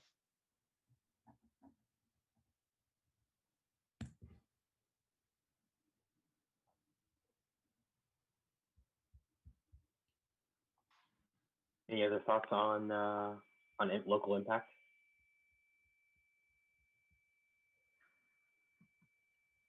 All right, so at this point, final thoughts or points of consideration?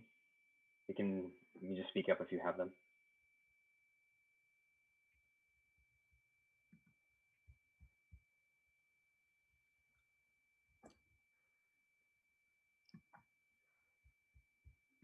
All right, I'll go quick. I was the last to go last time, so I'll be the first on this one. I think this is really interesting. I appreciate the applicant and the team presenting it the way they did. I think it's definitely something to explore. Like I said, there's a lot of potential wrinkles and uniqueness to this that I would want to explore before I would say that I would support or wouldn't support it. But I think this is exactly the kind of analysis that should be done. We have a lack of housing and potentially a vacancy rate that on the commercial side that, as an owner, I can appreciate would probably be really difficult. So from my standpoint, I think it's exciting. I was enjoying reading I enjoyed reading when this was brought in and the staff report, because I thought this was something that was innovative for San Rafael, but unique into this area. So, I like the idea, and hopefully we get a chance to see it again more.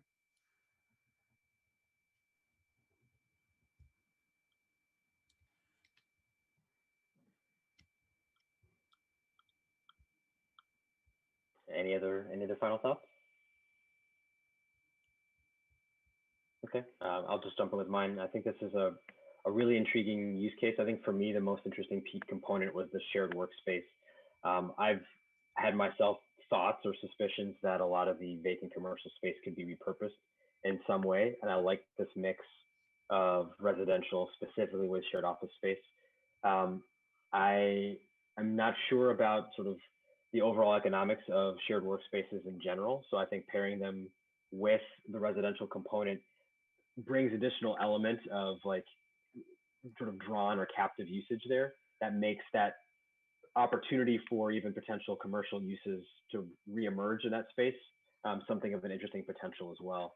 Whether it's from the local residents or simply some additional space for other businesses to emerge and kind of use startups, et cetera, small businesses that are sort of in an incubation phase to emerge. So I like that sort of embedding of sort of needed office space for much smaller businesses, or sort of the sole proprietor type businesses that are likely going to come up as a result of like this large wave of small business death. And some people choosing to go back the corporate route, or some people choosing to go the business route as well.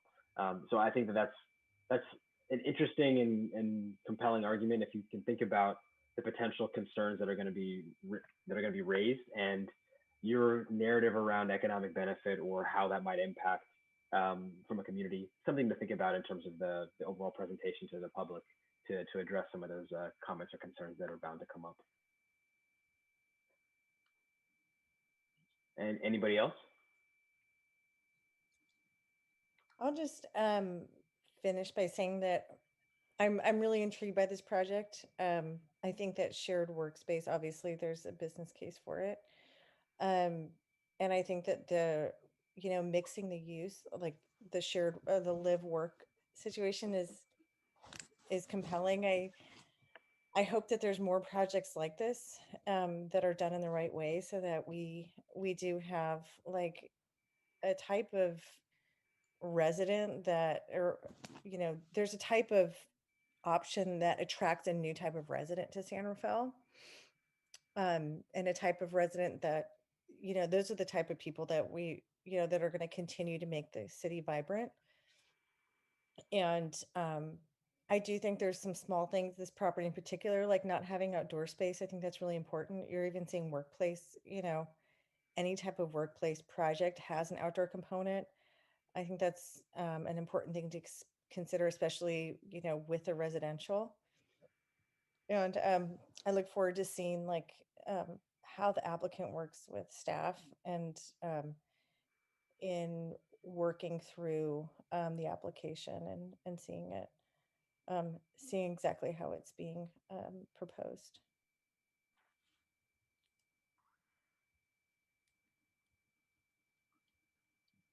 Okay, at this point, I'll ask staff if they have any questions.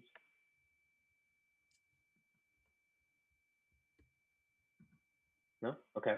I think the action here is just to accept the report and move on to our next item. So appreciate Renee for jumping in on this one as well. Thank you. So now we'll move on to our item for public hearing and our discussion item. And this one is our continued review of the draft downtown precise plan. The purpose of this hearing is to receive public comments on the draft plan and to discuss the plan's recommendations. Continued public comment of the general plan 2040 may also occur within this, and we'll have a recommended action of, again, accepting the report and providing comments from the commission. So at this point, I'm going to request a staff report. Ali, would you like me to jump right in? Okay, yes. Great. Good evening, everybody. I'm Barry Miller, the consulting project manager for the General Plan 2040. And I wanted to acknowledge my colleagues who are also here, who will be available to respond to questions or comments that you may have. And that's Stefan Pellegrini and Mitali Ganguly from Opticos. They are also here. We're going to follow up on the conversations we've had at the last two meetings. I'm going to share my screen and walk you through a brief presentation, and then we're going to, in a way, kind of similar to the last presentation, we're going to give you some discussion questions and ask for your feedback on a couple of issues. Okay, so I'm going to go back to the beginning. Great. Just to recap where we are in this process, tonight we're going to be speaking about the downtown precise plan, which is being updated in tandem with General Plan 2040. So the general plan was published on October 2nd, 2020. We had 3 hearings on that document with you in October, November, and December. And then December 21st published the Downtown Precise Plan, which is an update of the downtown vision that was prepared now 28 years ago. And we've had 2 hearings on that document, one on January 12th, where we focused on the first 8 chapters, which is essentially the plan. And then meeting on January 26th, where we focused on the regulation side of the document, which is the form-based code. And received some helpful feedback from the commission on both of those sections. Tonight, we're going to review comments on the plan. We'll be coming back to you on March 9th with a discussion of the environmental impact report, which covers both General Plan 2040 and the Downtown Precise Plan. And we'll also go over some of the supplemental correspondence on the General Plan and the Downtown Precise Plan that we really haven't had a chance to talk with you about yet at that meeting. Our schedule right now is to bring the revised downtown plan, general plan, and final EIR to the commission by the end of April. So there are still a couple of months remaining in the process to work out kinks in the document and make sure that what we are forwarding to the City Council has been fully vetted.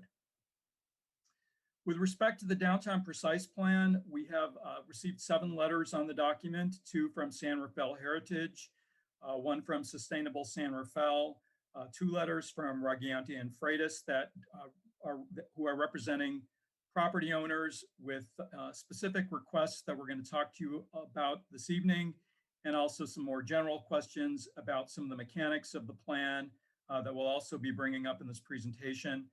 We have received a letter from Responsible Growth in Marin and a letter from Victoria DeWitt yesterday.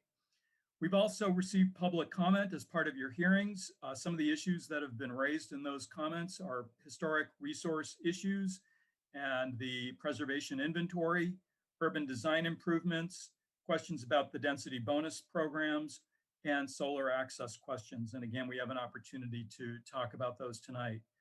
And finally, the commission itself has spent at this point about 3 hours of discussion time, both on the plan and the code, and has given us some feedback, which we've responded to. I do want to point out in the staff report for tonight's item, there is an attachment which itemizes every comment that we've received and includes a preliminary staff response. And where necessary, we've highlighted action items in bold underlined text in that matrix. So you can see how we're handling some of the responses. But there are a couple of areas where we are looking for some additional guidance and feedback, and that's really the purpose of tonight's meeting.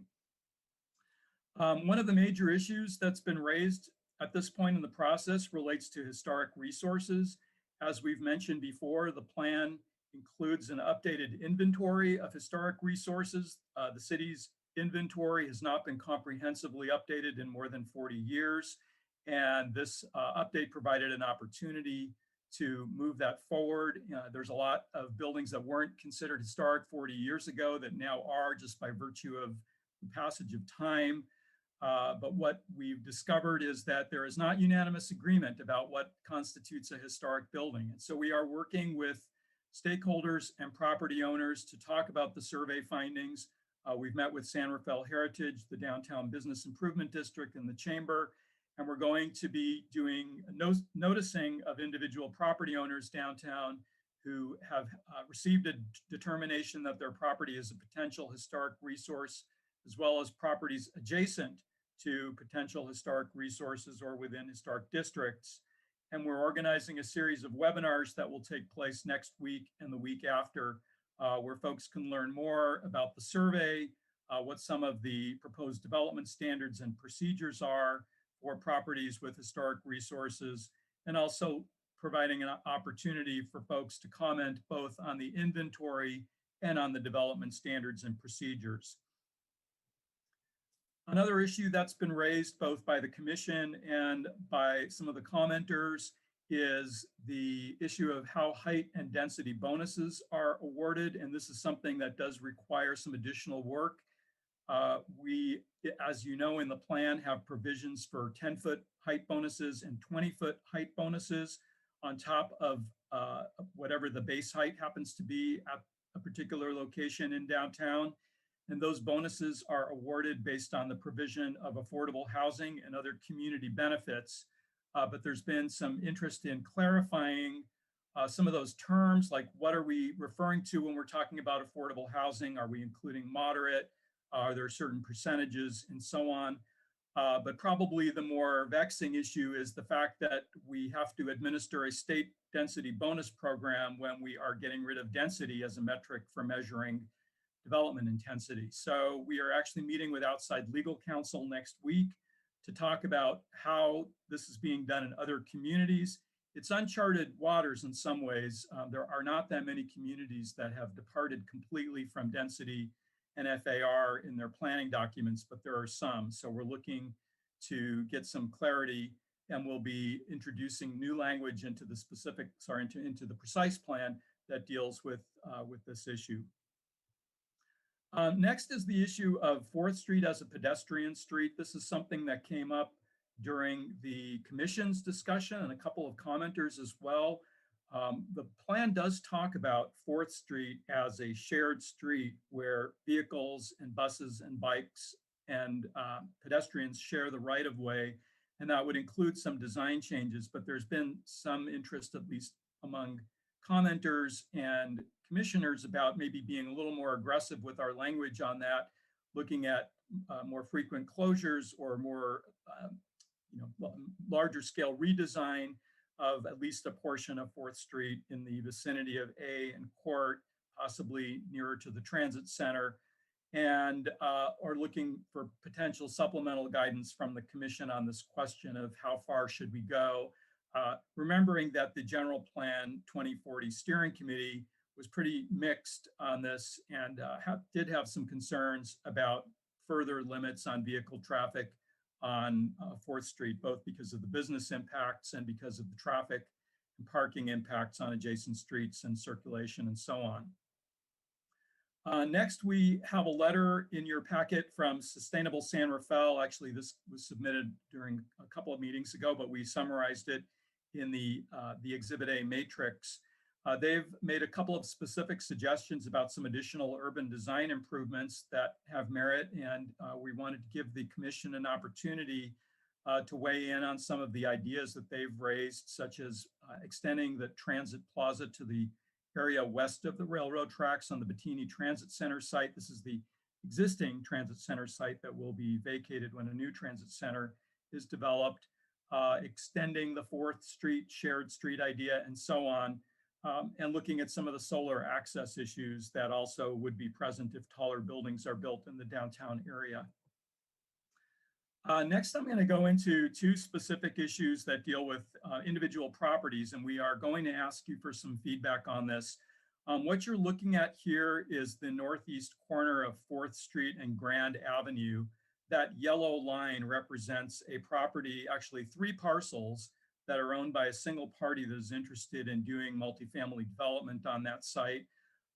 1 parcel is actually outside the precise plan boundary and subject to single family residential zoning, and the other 2 parcels are inside the boundary and are subject to the T4 neighborhood zoning that's proposed under the precise plan. We have a request in to extend the boundary to include that missing parcel, which was acquired by the owner after the precise plan work began. Now, we had set that boundary intentionally to exclude the single family homes from being within. We did look at the length of that boundary on the northeast front to see if there would be some concern about creating a precedent by expanding that boundary. This is the only parcel in that Montecito commercial area where the precise plan boundary now actually splits a piece of land under common ownership. So it does make sense to include that parcel in the downtown plan boundary to achieve some of the plan's goals, such as encouraging lot consolidation and providing opportunities for new multifamily housing. Just again, to give you another perspective on where we are, this is 4th Street running east-west and Grand running north-south here. Again, the property that we're talking about is 1010, which is right here. This is the street view of the home and the corner building. This is 4th Street down here. So again, under common ownership. And so we're asking for commission guidance on that boundary change. There's also a request to increase the height limits at the corner of, actually it's a through lot that extends from 5th Avenue through to Mission Avenue. This is just east of City Hall. So you have City Hall, and then to the east, there's a large parking lot where the police vehicles are, cross C Street, and there's the Union Bank building in this red area, which is the parcel that runs through. Right now, this parcel is subject to a 42-foot height limit under existing zoning. The precise plan proposes a 40-foot height limit with an opportunity for a 10-foot bonus with the inclusion of affordable housing, which would allow 50 feet. And the request from the property owner is to go with a higher base height of 50 or 60 feet and a potentially higher bonus of 20 feet as opposed to the 10 feet. One of the issues with this site is that it's sloped. It's actually about 15 feet higher on the Mission Avenue side than it is on the Fifth Avenue side. So there's an issue with how height is measured. Here you see another view of the site. I think you can see my cursor on the screen. It's basically the length of the block. It's about 2/3 of an acre. And again, this is the City Hall parking lot. It's an old aerial photo, so this is now the Public Safety Center, but the orientation, I think, is clear on this site of where we're talking about. Another view, again, looking northeast from the corner of 5th and C, and looking southeast from the corner of Mission and C in the top frame, sorry, in the bottom frame.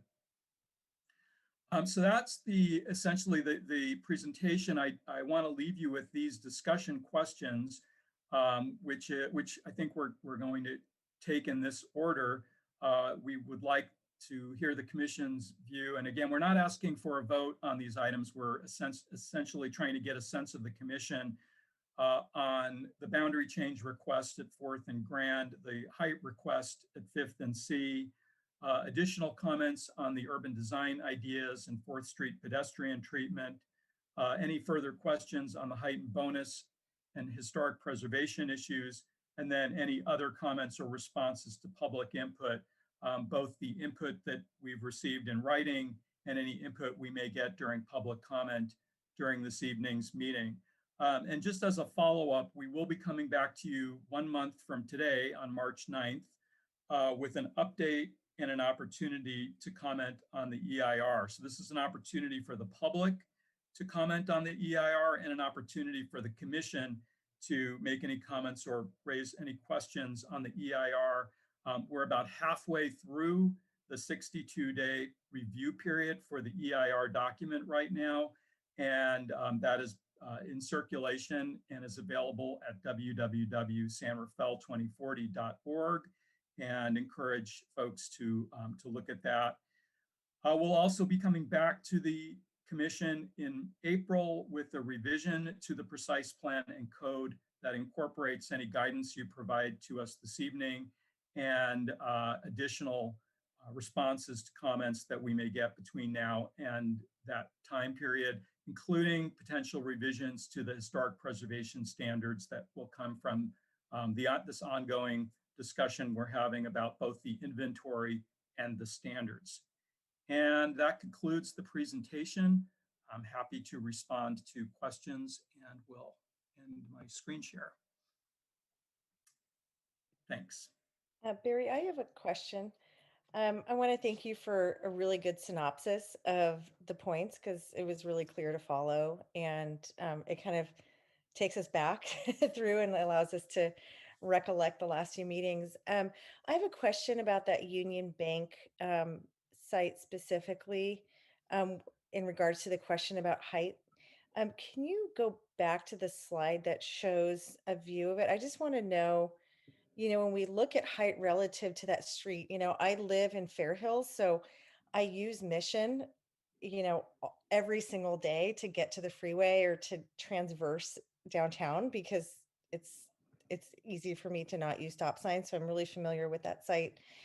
And like you said, I know that area slopes considerably. So when we talk about supporting height, raising the height limit there, it's really important to kind of understand, how we're measuring it. And I know you alluded to that. But if we could just look at that photo again and understand, do you know what the height is on the peak of that corner? There's almost like a little on the corner of C and 5th. Right, this area here. Element, yeah. Do you know approximately what the height is if you measured from the sidewalk? I do not. I Okay. don't know.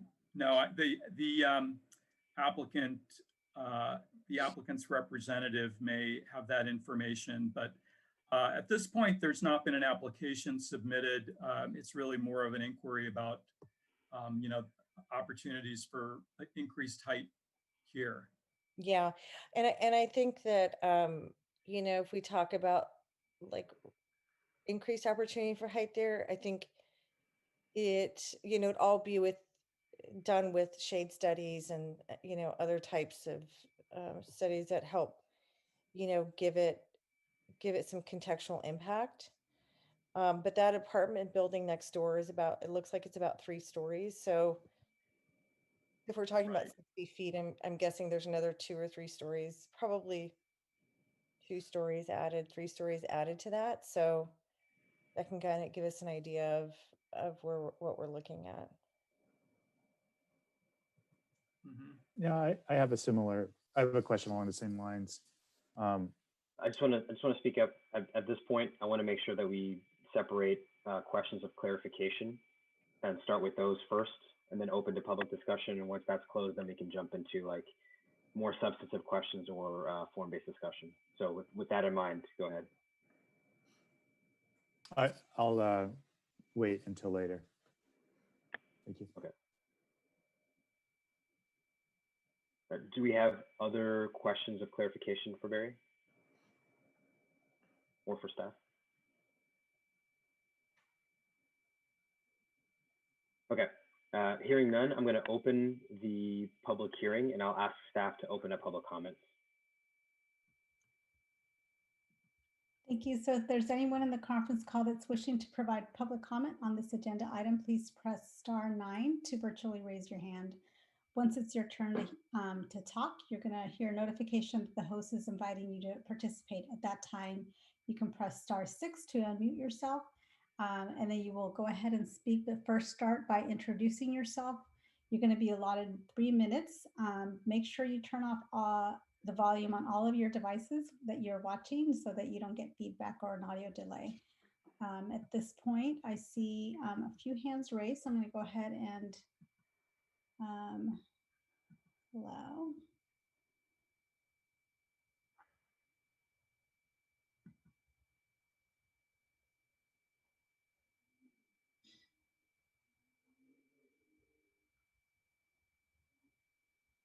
Good evening. Can you hear me?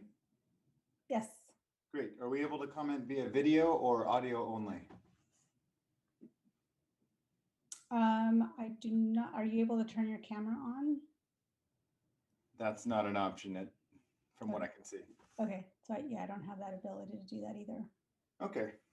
Great. Well, I'll just go with words then. Good evening, members of the commission. My name is Riley Hurd. I work at Reg Anti Freitas. We sent you the letter that was referenced. I'm a local land use attorney. I use your zoning code very regularly, and I'll be a frequent user of this document that you're considering. So we put a lot of time, not just for our clients, but also because of the importance of this document into reviewing it. So I apologize for the length of our letter, but we thought it was important to point out everything we came across, whether property specific or not. This evening, I'd like to make a couple specific comments and then get to some general observations that may help you in your discussion. The first is about the property at the northeast corner of 4th and Grand. That one, we would strongly recommend that you follow staff's recommendation for the minor boundary adjustment. It's actually about more than just co-ownership. Ownership can actually change here and there. Right now, it is co-owned, which is a good fact. But to us, it had a lot more to do with lot layout, a continuity of your zoning, and the fact that it was a uniquely situated property, so it wouldn't create precedent in that area. And I think it would give you a really great opportunity right there for a nice infill project if that boundary adjustment is made. So we wanted to really support the 4th and Grand boundary adjustment. The other specific side I wanted to talk about was C Street between Mission and 5th, which you were just asking questions about. And I really want to thank the staff for the detailed responses to our letter. I'll start high level. People ask, why don't things get built that we approve? And the answer is some of the approvals are actually tantamount to denials. I was the attorney for Northgate Walk, and by the time a floor and a half or 2 floors had been lopped off and 5 years of planning, while still having very expensive subterranean and parking, 20% BMR, they don't pencil anymore. So we have this really interesting intersection of what do we want our city to look like with the need for height to pay for projects? So that's what's going on here. And that was the basis for the height request. The property owner, a seasoned developer, said it won't work at 40. It probably won't work at 50. We're throwing it out there. We understand the transition concept up on Mission Avenue, but I walked the site today. We got a parking garage on one side, a parking lot on another, and the Elks Club on another. It's not exactly your traditional transition parcel. But even if the additional height can't be granted, the height measurement is everything. And because Mission Street is 25 feet higher than Fifth Avenue, if you have a 50-foot height limit or a 40-foot height limit, and you're on Mission and you draw a flat roof over to Fifth, well, now on Fifth, that's 60 or 70 feet because of the slope differential. So what we're asking is protect Mission, if you put the height limit there, but institute a height measurement program that allows at least a flat roofed building to go over on these through and through lots only. You can make it specific to through and through lots, make it specific to sloped lots. Most of downtown is flat, so this didn't really get captured, but that's what's going on with the height measurement and why it's so critical here. So we hope that you will consider that. Couple more very brief comments. Some of the points that were made in the staff responses had to do with the utilization of mechanized parking and recommending that. It's super expensive. Nobody wants to use it. It's dangerous. The cars on top leak on the cars on the bottom. And until we get a technological change from that, I would suggest that that might not be the best place to go. Two more quick comments and I'll wrap up. The density bonus, it's got to get sorted. I'm glad to hear everyone's working on it, but 20% is no longer the law for inclusionary to get a bonus, and 35% is no longer the bonus. So you got to be sure that the document gets both sides right, or the first thing you're going to get is a project with a density bonus request on top of the height request. So you're going to get doubled up if those things aren't covered. I'd also like to throw out there that 10 feet is maybe a floor, maybe not, depending on height, the plate heights, but also if the 10 feet additional height is in a setback zone. For example, you have many parts of the downtown plan where as you go higher, you have to be set back more from the street. Well, now it's not a full floor either because you're set back. So it's not the equivalent of a true density bonus unit count. So all of these things have got to be worked out. I will volunteer my time to work with whatever outside counsel is selected to go through this because I'm formulating these projects for clients all the time. Finally, please change the colors on the legend for the downtown plan. Hues of pink and purple are unreadable. I'm still struggling with it. So conclusion, we saw a slide earlier tonight that you guys are 765 units short on your 1,007 units that were assigned by ABAG. The new number is 3,220 units. I mean, it's a little bit mind-bending to think about it, but you're gonna have to concentrate this stuff. You were looking at that project by the marsh earlier. Downtown, height, near transit, it's really needed, and we want to make projects like Fifth and C as well as the Fourth and Grand work. So thank you very, very much for listening, and we'll continue to assist and advocate because we're doing both, and we appreciate all your time. Thank you.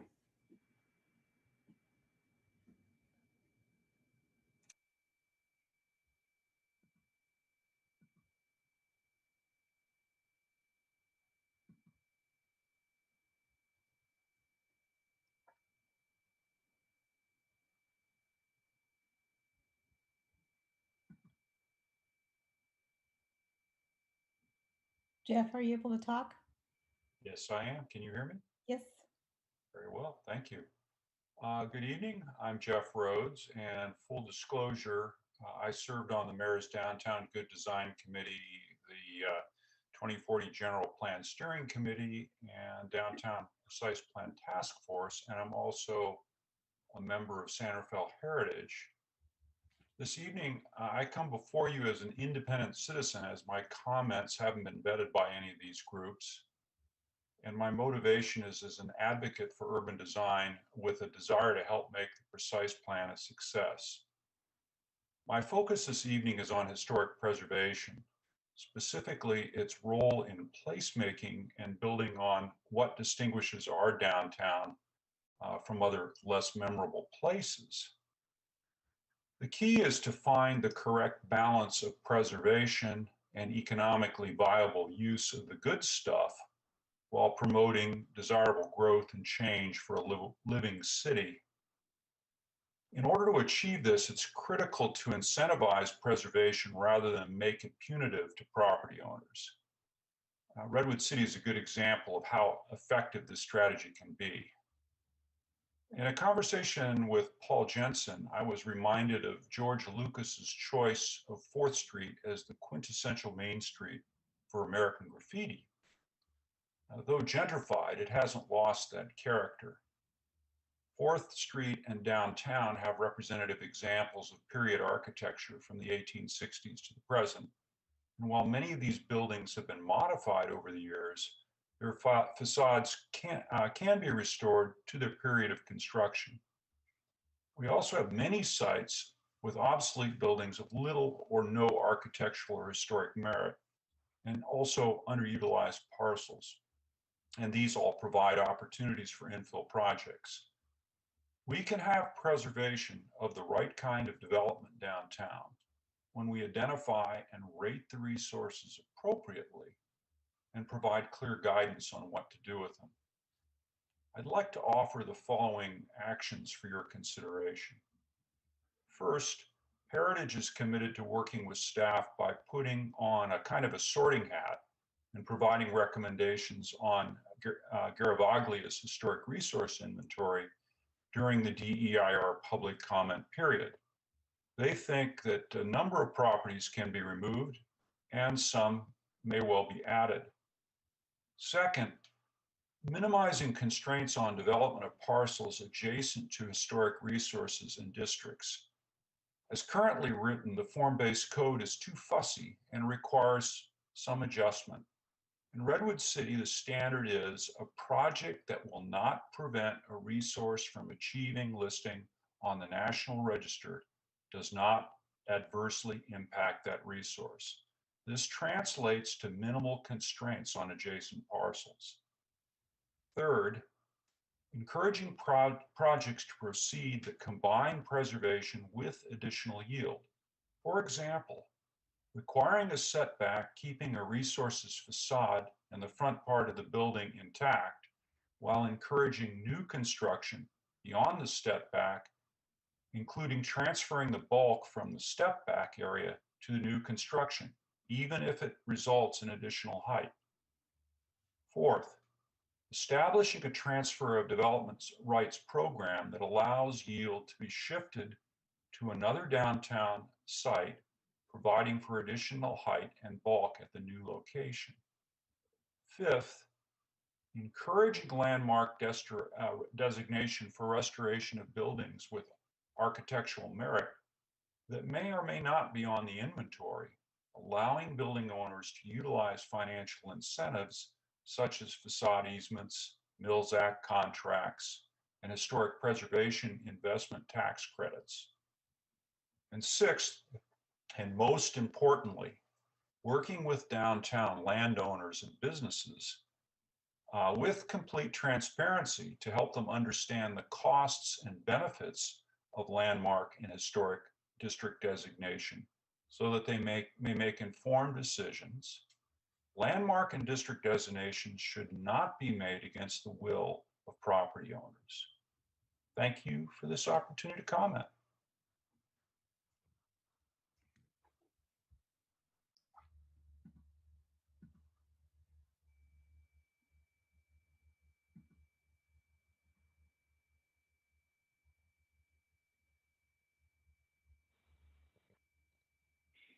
Hi, good evening.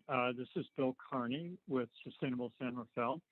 I want to thank very, very much for the, we get a whole slide tonight. I really appreciate that. That's great. And for your thoroughness throughout this process. And I look forward to the commissioner's responses to that, to our previous comments. That would be great. I want to focus really on one primary one today, and just get really focusing on that. It was on that slide as the last one, which was ensure solar access. And I've been thinking about this before before seeing that slide, that's the one I really want to emphasize, and to make clear to everybody that what Sustainable San Rafael is talking about there is very specific to assuring or protecting, as to the extent possible, the presence of sunlight on the north sidewalk of 4th Street. And we see that as just a really important resource that 4th Street has to, in service of that overall goal of a pedestrian downtown, a pedestrian street. So what that means as we look at it is looking at the south facade or the south building envelopes along the south side of 4th Street, the sun side, this direction in which the sun is coming from, particularly in winter, looking at that facade and doing an analysis where once you get up above 3 or 4 stories, whatever it is, you have a break line and you have a setback. So you get some continuity of facade along that side and both sides really of the street. But above that certain cornice line, you step back the building in response to solar access studies to preserve as much sunlight as possible, particularly in the winter months. And just recently, I've been noticing that quite a bit when I've been down on 4th Street. So that's the most important thing. And then I'm intrigued by the Grand and 4th. The other item I was going to mention to you in our previous correspondence was, can't we do more for that stretch of 4th Street east of the freeway? Between there and the high school, that great axial relationship to the high school at the other end of the street, there's such an opportunity to make that an extension of 4th Street retail from downtown. So whatever we can do in that regard, but also just to make it a focal point. And I think this 4th and Grand request really highlights that. It's really great that somebody wants to put, a building there. And I think the downtown plan should look at that node of that particular intersection and say, what can we do to really encourage the right kind of emphatic development at that point. I would just add the footnote that per the stationary plan, again, solar access to the neighborhood to the north of that stretch is very important to that neighborhood. And they raised it during that planning process and during the general plan process. So keep that in mind in the treatment of that portion. But there's a real opportunity for that part of the street. So I think that's it for me. I appreciate all your diligence here. Thank you very much.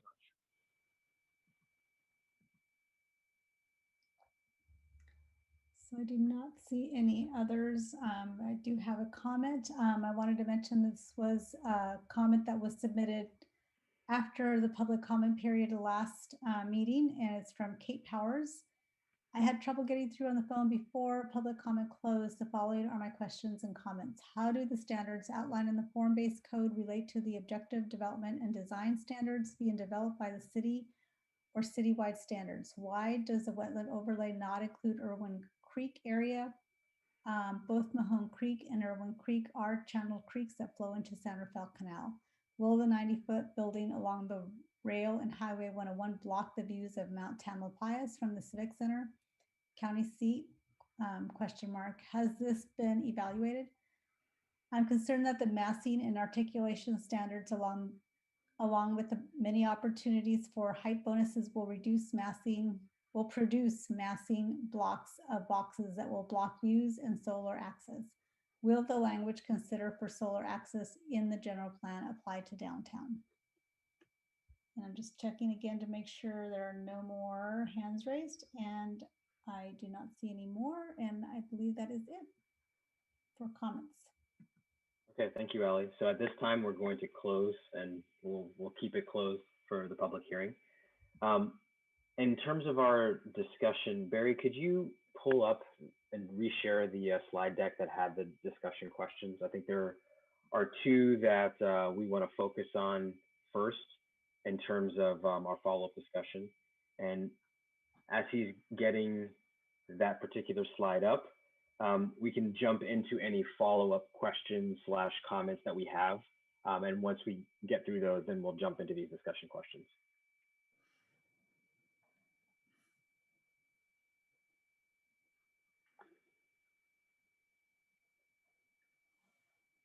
Chair Samutzi, this is the slide you were referring to, right?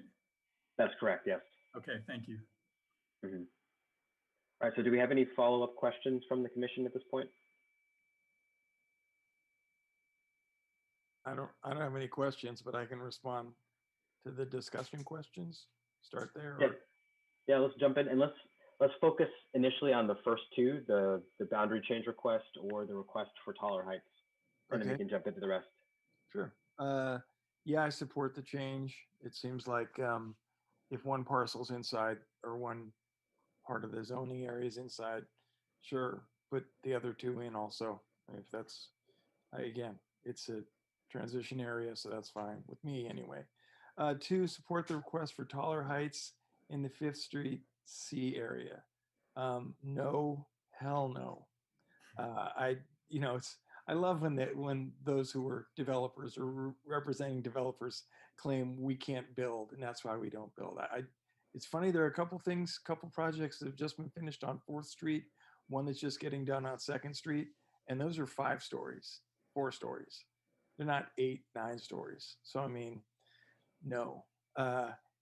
With all due respect, I mean, again, if maybe they won't be 109 feet because they won't be 100% affordable, but I don't get it why we're building these huge buildings. I guess some people don't mind that Courthouse Square monstrosity. For me, it's the B of A building and will always be the B of A building, but what an ugly eyesore that thing is. And if you want those, around the transit center right by Highway 101, basically the front door of our city that people drive by and see and look in the side of, 8-story buildings, I guess you don't have a problem with that. You don't have a problem with that. And just because, it might not be built means we shouldn't allow it. Okay. The argument of, well, I mean, that probably won't happen. There'll be 100% affordable building. Well, yeah, but if there is, let's avoid it. I mean, if the state's going to give all these bonuses away, let's start low and see what happens. And I just, people start talking about the RENA numbers too. Could someone show me where cities have been penalized for their RENA numbers? There's the threat. We're going to do this. We're going to take away funding, that, the other thing. I mean, let's get real. I mean, those numbers are so unrealistic. It's great that people quote them, developers quote them. It's great that they're in the IJ, but when you come down to it, I don't think we've hit them in the past couple centuries. So it's a great idea. Yes, I want to be all inclusive. I want to make housing affordable. I want my 3 boys who are going to be graduating college in a couple of years to be able to live in Marin. Yes, I want all those things, but I don't want to put up 8-story, 9-story buildings. Just my own belief. All right, that's all. Go ahead, Commissioner Papatelli. Yeah, I agree with Commissioner Lubomirsky on both counts. And I also just wanted to note that, I believe that the PDA for Northgate Mall will allow for a lot of additional housing in the community. So I'm personally not super concerned about not having enough housing downtown, which supports Commissioner Lubomirsky's point that, at least in my opinion, I don't believe we need to increase the height allowances.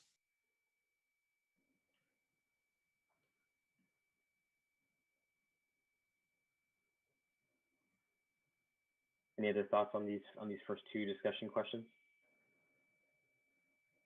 I I have a question, clarifying understanding on the height issue on 5th and C, and the fact that 5th is 25 feet lower than Mission.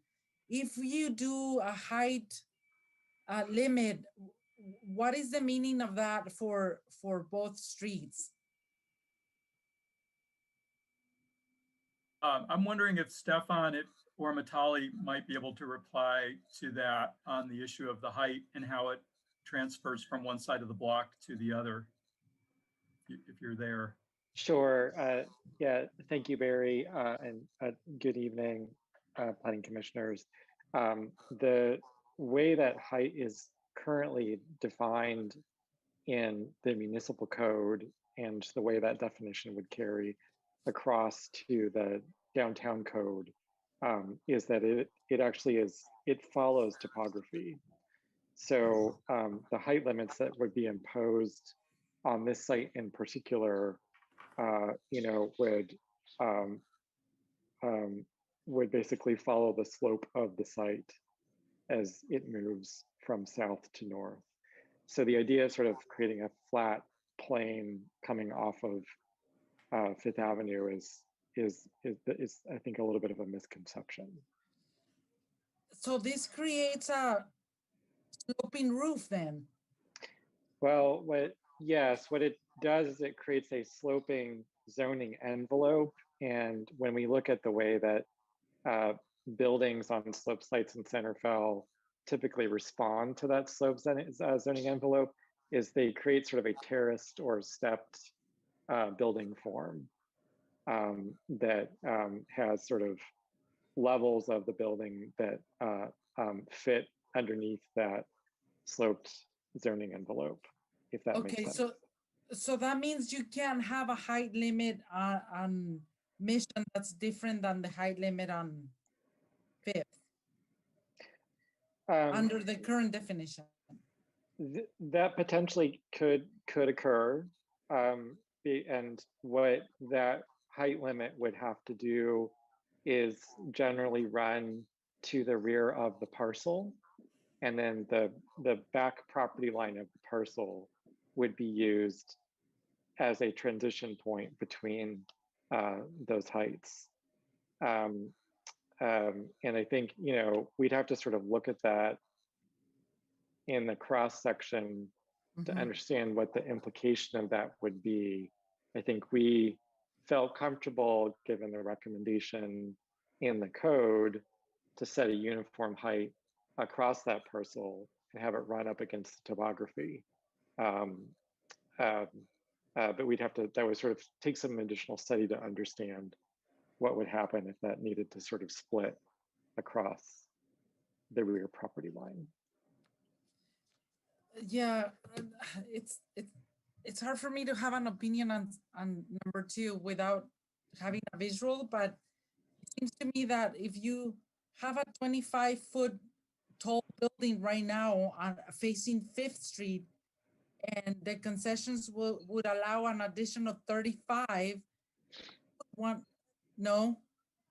Yeah, I'm sorry, just to sort of clarify, this portion of the plan area north of 5th Street anticipates only a 10-foot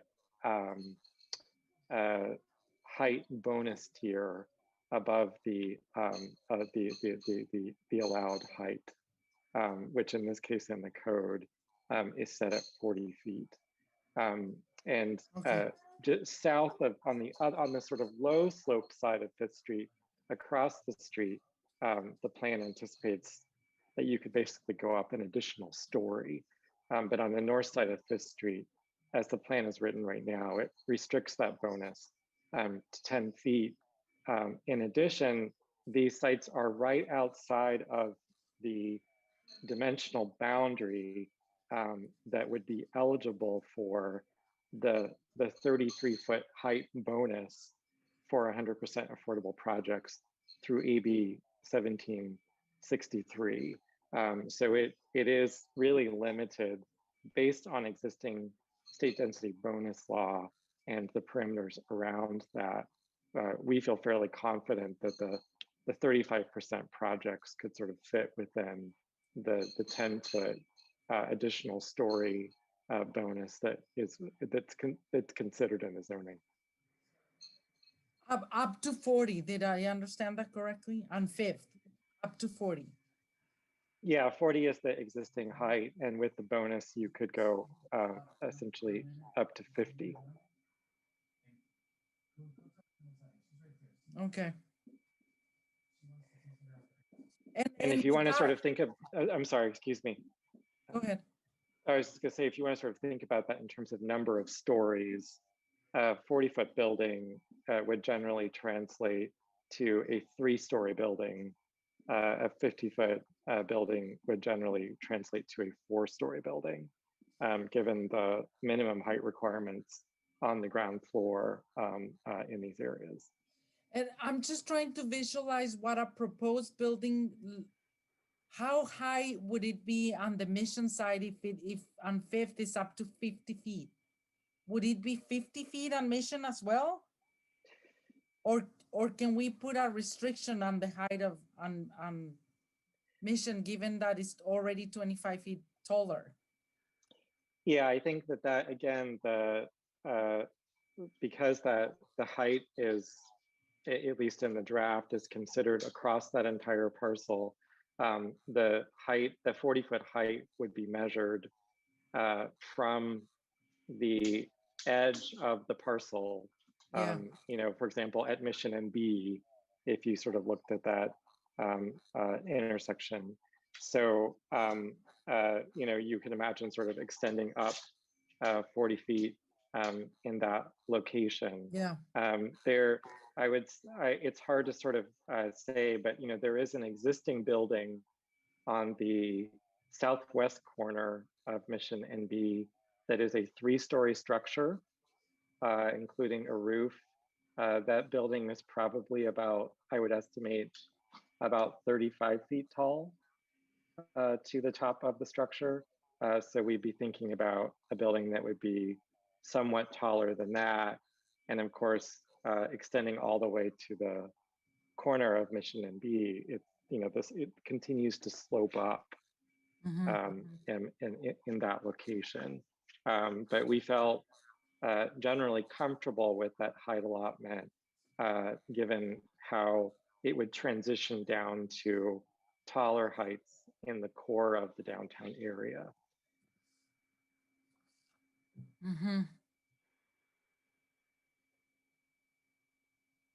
Okay. So I totally support number one. Number two, yeah, I sort of feel like, gosh, it's hard for me to commit on some height limits right now without having this visual on what it would look like. So I would hate to vote it down.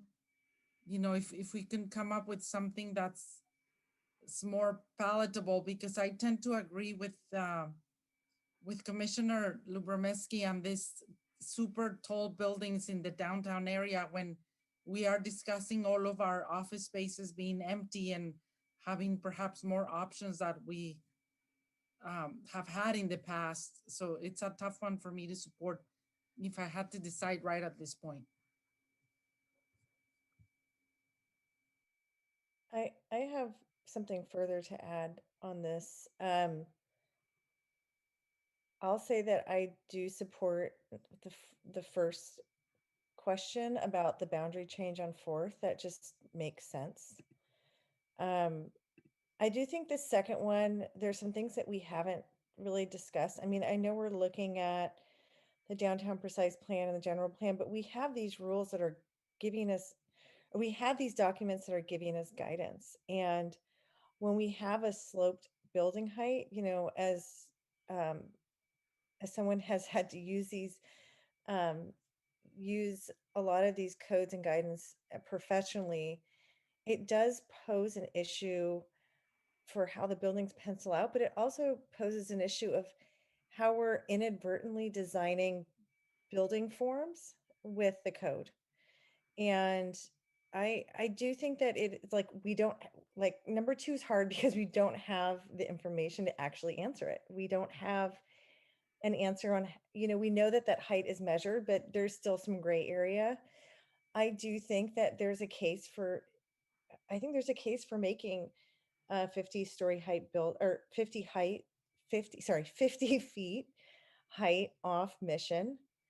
But it really depends on how the architect and the owner really present the design vision of that building and how the features of it and the impact of it either enhances or detracts from the fabric of the downtown. I do think regardless of all this empty office space, what we do have to do is encourage housing in the downtown core. I think that it's the right thing to do given trying to make the downtown a more 24/7 type of atmosphere. It helps safety, it helps activation of our downtown. It really is going to create the vibrancy that we need to make it a viable downtown. So I support the housing. I just think that there's a way that we should be looking at these projects on a case by case basis, which we're trying to do, and be able to have look at how the project is being presented and then really understand how those height requirements are or how the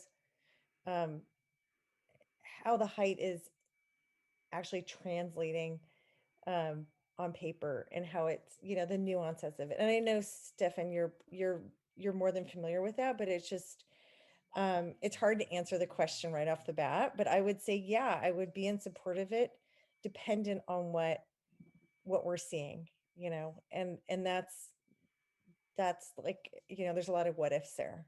I think number 1's easy. If I can maybe add something also, which is this issue of how we deal with sloped sites may not be immediately clear in the form-based code. It's something that's in the other part of the municipal code, but we may want to add something specifically to Chapter 9 that addresses this issue of how do you measure height on a sloped site, and does the building step down, and those questions that we're wrestling with here, I think can be handled by just adding a section of the code that explains this. There is something in the code about how measurements are done, but this particular issue isn't covered, so we may want to add that. And then Barry, this is a site that is a corner site. It has streets on 3 sides, so that's like a very different. I think the other thing we also have to consider is that's a very different context than like a through site or an infill site. Right. So there's a lot of nuances with the way our downtown is. These rules apply to the each site downtown. Yeah. I have a question. So I guess from the property owner or developer perspective, it's really important that we know what this means, because if I can go up to 35 feet on Mission, and that means adding 35 plus 25 and be 60 at 5th, it's a vastly a different scenario than being at 35 on Mission and terracing to be at 35 on 5th as well. That's just such a vast difference. So I don't know if it would be helpful to, with permission of the chair, I could reference the regulating plan in the draft and the sort of proposed building section for buildings of this height in this area.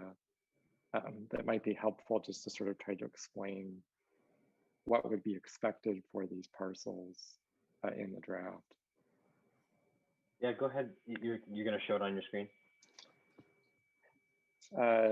Yes, I would just have to transfer that over, or I would have ask Barry to bring that up. Okay, it take me a minute. Okay. Stefan, that's the regulating plan you're looking for? Yeah, if you want to bring up page I'm sorry, my eyesight is. I can find it. It's okay. I know right Yeah, where it is. it's page 248 to show the regulating plan, and then we can bring up page 257, which shows the building section for T5N 4050. So this is the first of the Yeah, requests here. so you can see the parcels in question are in the upper portion of the regulating plan, and that's the T4N zone 4050, and you can see how it goes between 5th and Mission in that location. And then Barry, if you go to page 257, it actually shows sort of a partial building section to describe the zoning envelope.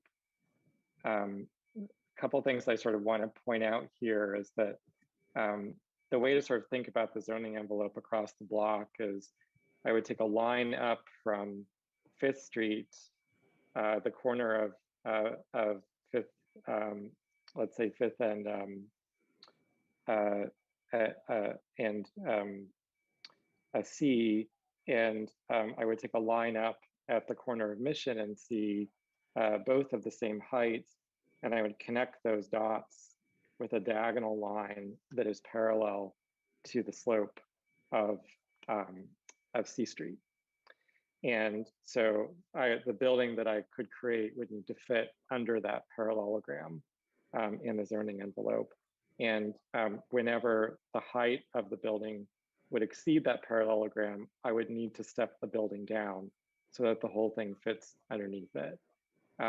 And so this section here, you can imagine if that is the corner of 5th and B Street, what's actually allowed at the front property line is to go 3 stories up from the corner, and then there actually is a required step back at the 4th floor, which you can see illustrated in that diagram. The 4th floor has to be stepped back, and the reason why that is done is actually to sort of minimize the sort of expression of a tall building in this location, because as a pedestrian, what you see from the street is a little bit lessened when the envelope of that upper story is set back a little bit. And so you can imagine that actually what would be allowed, but the corner at C and Mission is much higher up in the air. So you would extend that same dimension and think about this diagram in the opposite, at the opposite corner. And then as you follow that down C Street, the profile of the building would need to step down.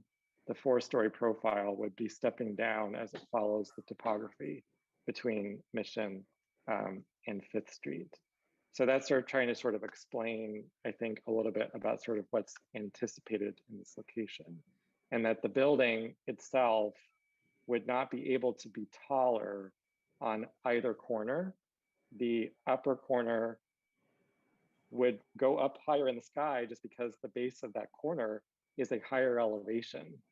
But the building would actually be measured as the same height from either corner.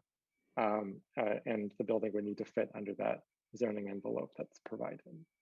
Right. So the request is that you use Mission as the front, let's say 50 feet with a 10-foot bonus, so 50 feet would go. The request is that you go horizontally right across all the way to the front of Mission, and then at Mission it would be 75 feet.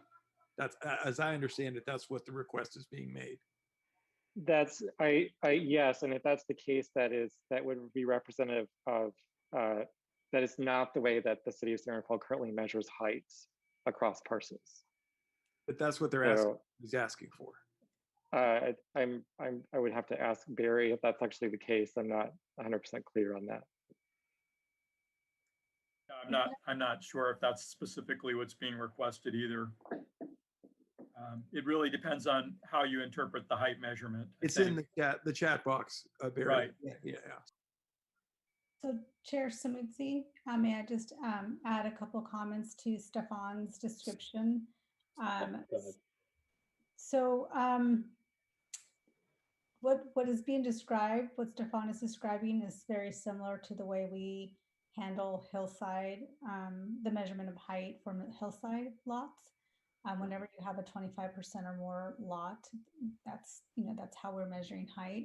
We basically have a horizontal line that follows the path of that slope. We don't apply those to lots that are less than 25% or lots that are in the commercial districts. So, something that we could look into.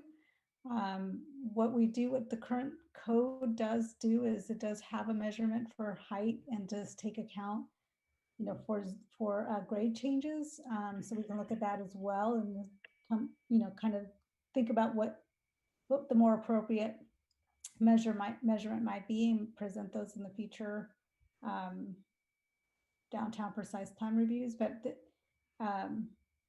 yeah, anyway, so I just wanted to mention that this isn't unusual. This is something that we do use in certain types of lots within the city of San Rafael.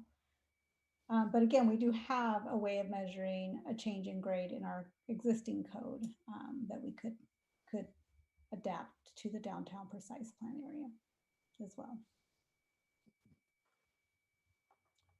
Hey folks, I have a couple questions. I understand, I'm visualizing the type of building that could be built there under the current interpretation of the proposed code. And I understand the benefit of having the setbacks on the facades to make it look like it's not a tall, imposing building. But what is the value in actually having the building height follow the slope going down the hill and resulting in sort of like a terraced building? What's the point of that?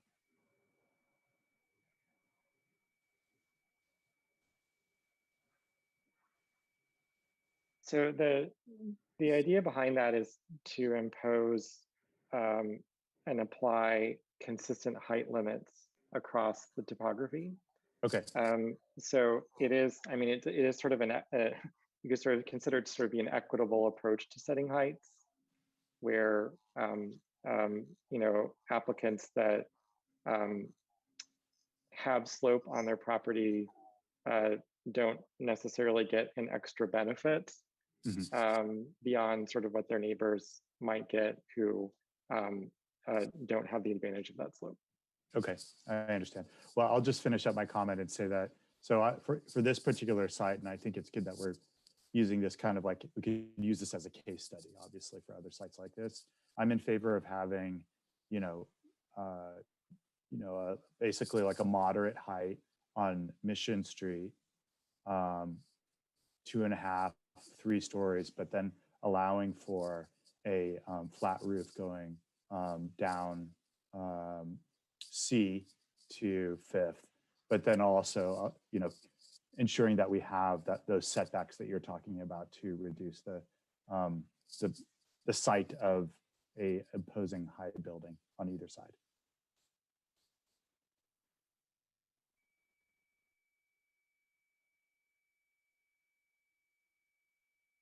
So any other thoughts?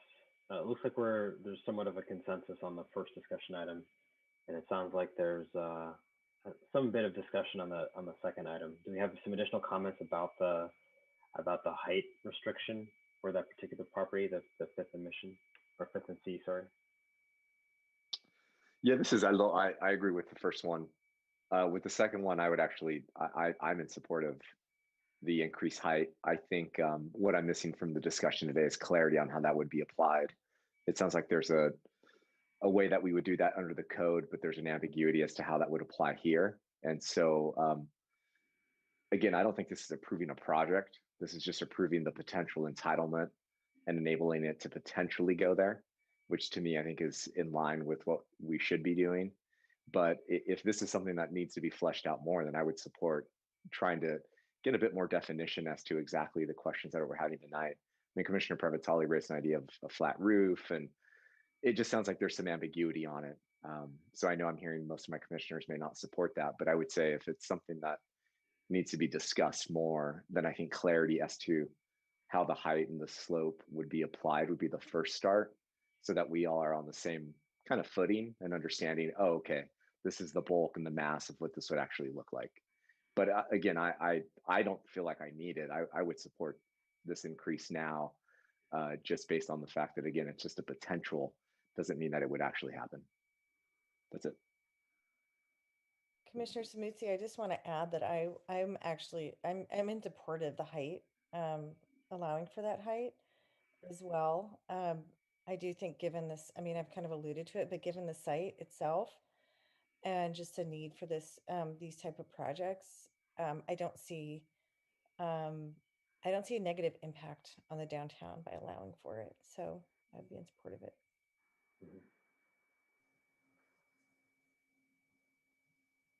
Commissioner Davidson, did you have a comment there? No, I guess my feeling is that I would not support this for the downtown area. Like I said, we have plenty of other opportunities outside of our downtown. This would just start to change the character, I guess, and in these different parcels. So I would support the current interpretation of the height limits in the downtown area and not make these sort of exceptions. And I would consider that straight line in other areas, but not the downtown. That's my feeling. Okay. And then on my end, I would actually be supportive of both. I think my logic primarily for the latter is the fact that I mean, we do have just sort of a nod to Commissioner Lubomirsky's points. We do have projects that are going up that are, you know, within certain height restrictions downtown. But what makes sense financially for one site or one project is not necessarily a universal standard that can be applied with a blanket. And it may be that, you know, for a particular developer, given the particular uses that they have for their building and the particular portion of the market that they're targeting, that, you know, some of these limits may not make sense. And I think that the story of the Northgate Walk is a problem that I have commented on before in prior meetings around, you know, the desire to force a certain percentage of affordable units may in fact, you know, diminish the feasibility of a particular project. And, you know, we end up shooting ourselves in the foot trying to be, you know, I guess I'll put it a little too cute in terms of, you know, forcing developers down to build a certain path and sort of missing the big picture of, you know, this needs to be an attractive place for developers to come because they are evaluating other opportunities and, you know, they may or may not be in San Rafael. So if we do want affordable housing, we need to have, you know, housing, period. And, you know, these are some of the things realistically that are going to encourage that. And yes, it may change the character of the town, and, you know, some may not like that kind of change, and I respect that, but I'm in support of that. In terms of the additional questions, Barry, do you mind popping some of those additional questions on? And for sake of time, I'm just going to say, you know, if you have comments on the rest of those, you can feel free to comment on whichever one you choose.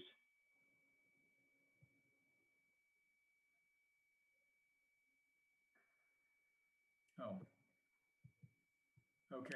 I'm actually, the next question dealt with this particular set of ideas that Sustainable San Rafael had submitted. This in kind of in tandem with ideas for how to make 4th Street more of a pedestrian precinct and the shared street idea. And I could toggle to the questions, but then we would end up back here because this was really where the next area of focus was. Beyond this, then there's the final question just about the density and height bonuses and the historic preservation issues. But if maybe we could pause here for a moment on this list of ideas. That sounds good. I'll just weigh in quickly and say I like all these ideas. So I think these are good ideas.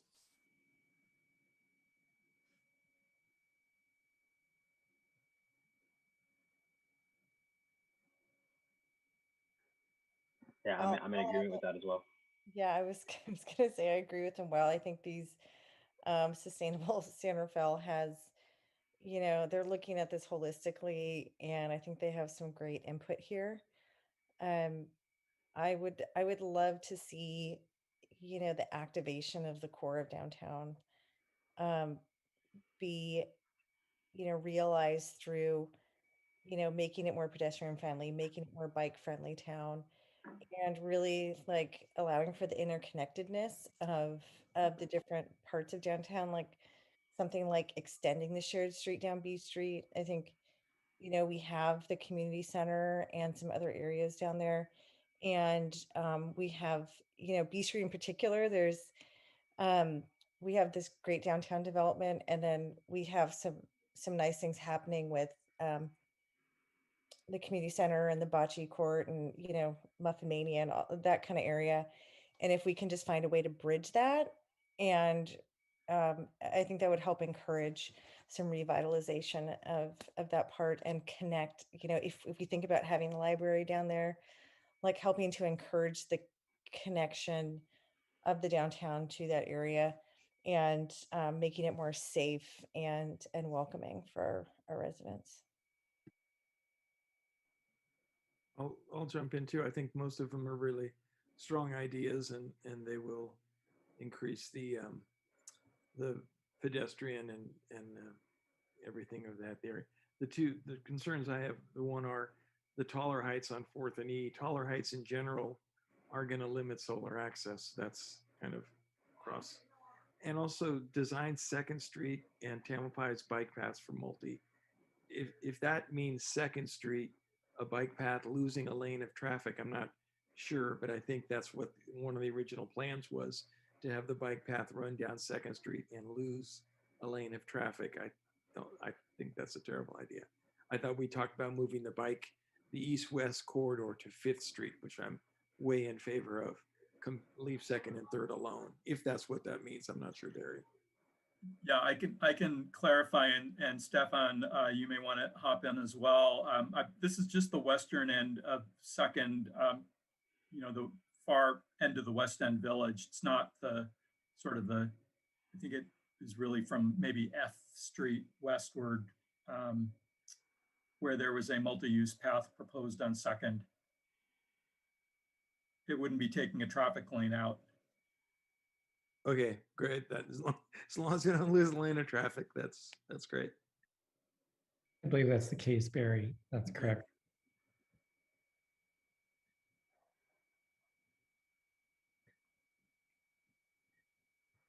Any additional comments on this item?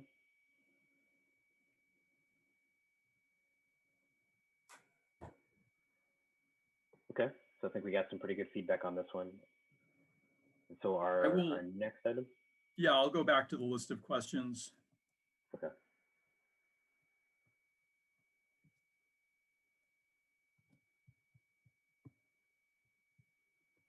I think one of the first one is number 3 is 4th Street, and I'm Right. all, the most time we can get with no cars on 4th Street is the better.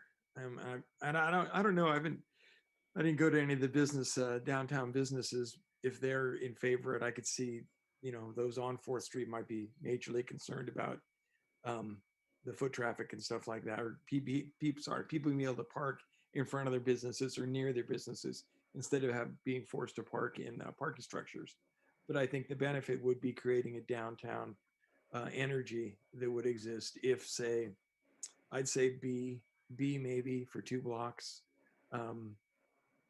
would be, you know, as long as the longer pedestrian access, the better. I would like to close it, but I understand there are a lot of people who are against that. So at least maybe Friday, Saturday, Sunday, it's closed, you know, something like that.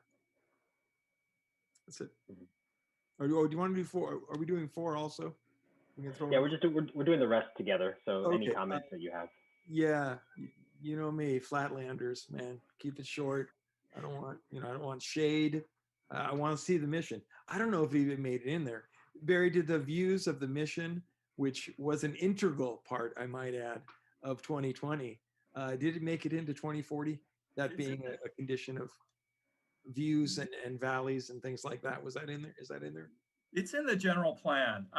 Yeah, I don't know to what extent it's in the downtown precise plan, but there's general plan language about preserving views to the mission. Yeah. I've used that a number of times, and I'd lose, but I can throw it anyway. So, all right, thank you, Barry.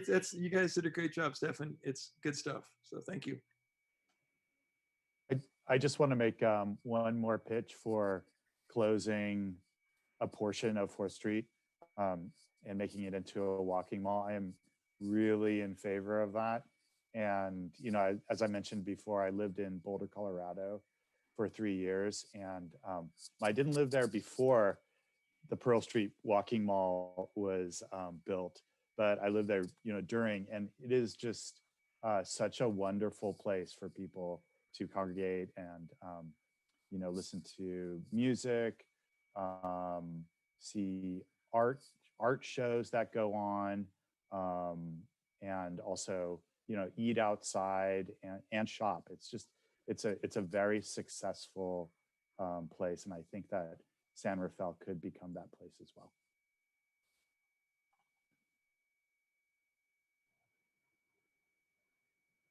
Same with me. I fully support closure of 4th Street to vehicles. I am sensitive to foot traffic, to businesses and how that may impact them. So we would want to explore a phased approach, but definitely a more, we've seen success due to COVID and the extended closures and having people over. I think that's proven success for the idea that we explored before COVID when we had these meetings with the community. So definitely support that strongly. Comments on the height, I think I said earlier, I kind of want to keep it short in the downtown plan, and then definitely open to further bonuses in the outside areas of downtown. Thanks. Yeah, I apologize. I forgot to mention one other thing about the closure of Pearl Street in Boulder. It's not just that the street was closed, right? The street was actually converted to a plaza, right? So I don't know if folks realize that. I'm not talking about just leaving the street, you know, as is. I'm talking about closing the street and turning it into a place where there are there are trees, there are large planter boxes, basically like kind of creating like a park. Every year, Pearl Street has an amazing tulip festival where they plant thousands of tulips along their walking mall, and it draws, you know, thousands of people. So that's the type of thing that I think we could do in our downtown. I think it would be amazing.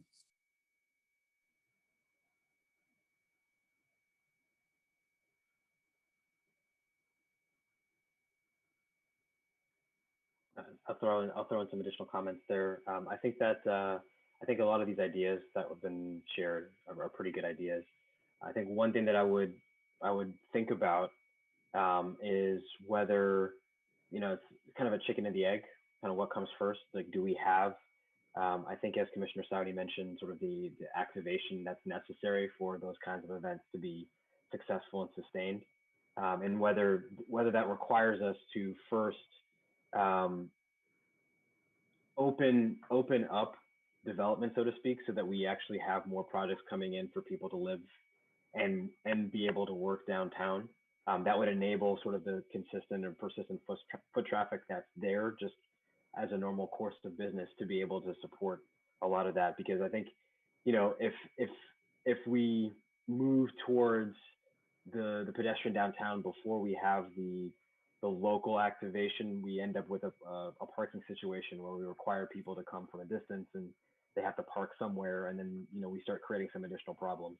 So I think that's just one thing to think about and consider in terms of, like, is as Commissioner Davidson mentioned, is this kind of a phased approach where we first kind of ensure that we can attract the kind of density and volume of development and new units that we need, and we hit some sort of threshold before it actually makes sense to then start actually shutting down 4th Street in a way that local businesses can still see some immediate benefit off of and not have to like wait or require a lot of shift in that direction. Again, one thing to think about, but I think those are the comments that I had around that piece of discussion.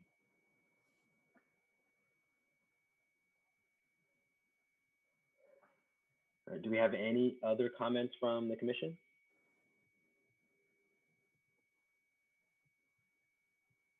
And if hearing none, I'm going to ask for a motion to accept the report and provide commission's feedback. I'll make a motion to accept the report and provide the commission's feedback. I'll second. All right, thank you. So that's a motion by Commissioner Saudi and a second by Commissioner Lubomirsky. Okay, Ali, could you conduct roll call, please? Yes. Commissioner Davidson? Yes. Commissioner Lubomirsky? Yes. Commissioner Mercado? Yes. Commissioner Saudi? Yes. Vice Chair Privatali? Yes. And Chair Samudzi? Yes. All right, thank you. Next, we'll move on to the director's report. Okay, I just have a few things. I won't keep you any much longer. Just a reminder, on March 9th, we have comments on the draft DIR that will be presented before you. And then I wanted to mention that some of the housing policies that you've been seeing over the past year or so, those are finally made their way to the City Council. We're expecting a presentation to the City Council on the 16th and possibly a decision on the outcome of those housing policies and ordinance changes that we presented to you back in November. Also wanted to mention that the city is looking at establishing some sort of a public arts process separate from our normal land use process. And that is also, that idea is going to the City Council on the 16th.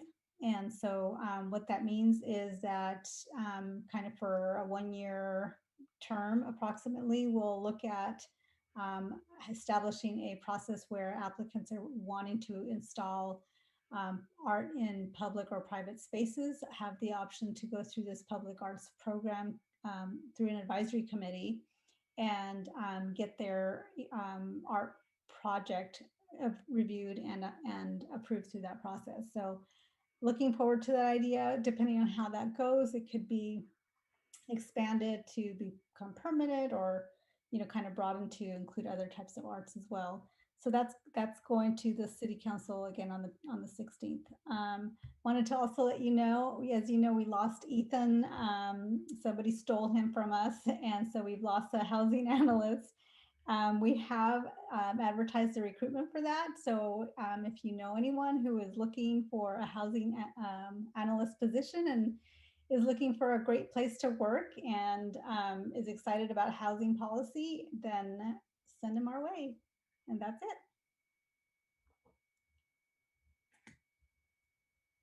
All right. Thank you. Do we have any communications from any of the commissioners?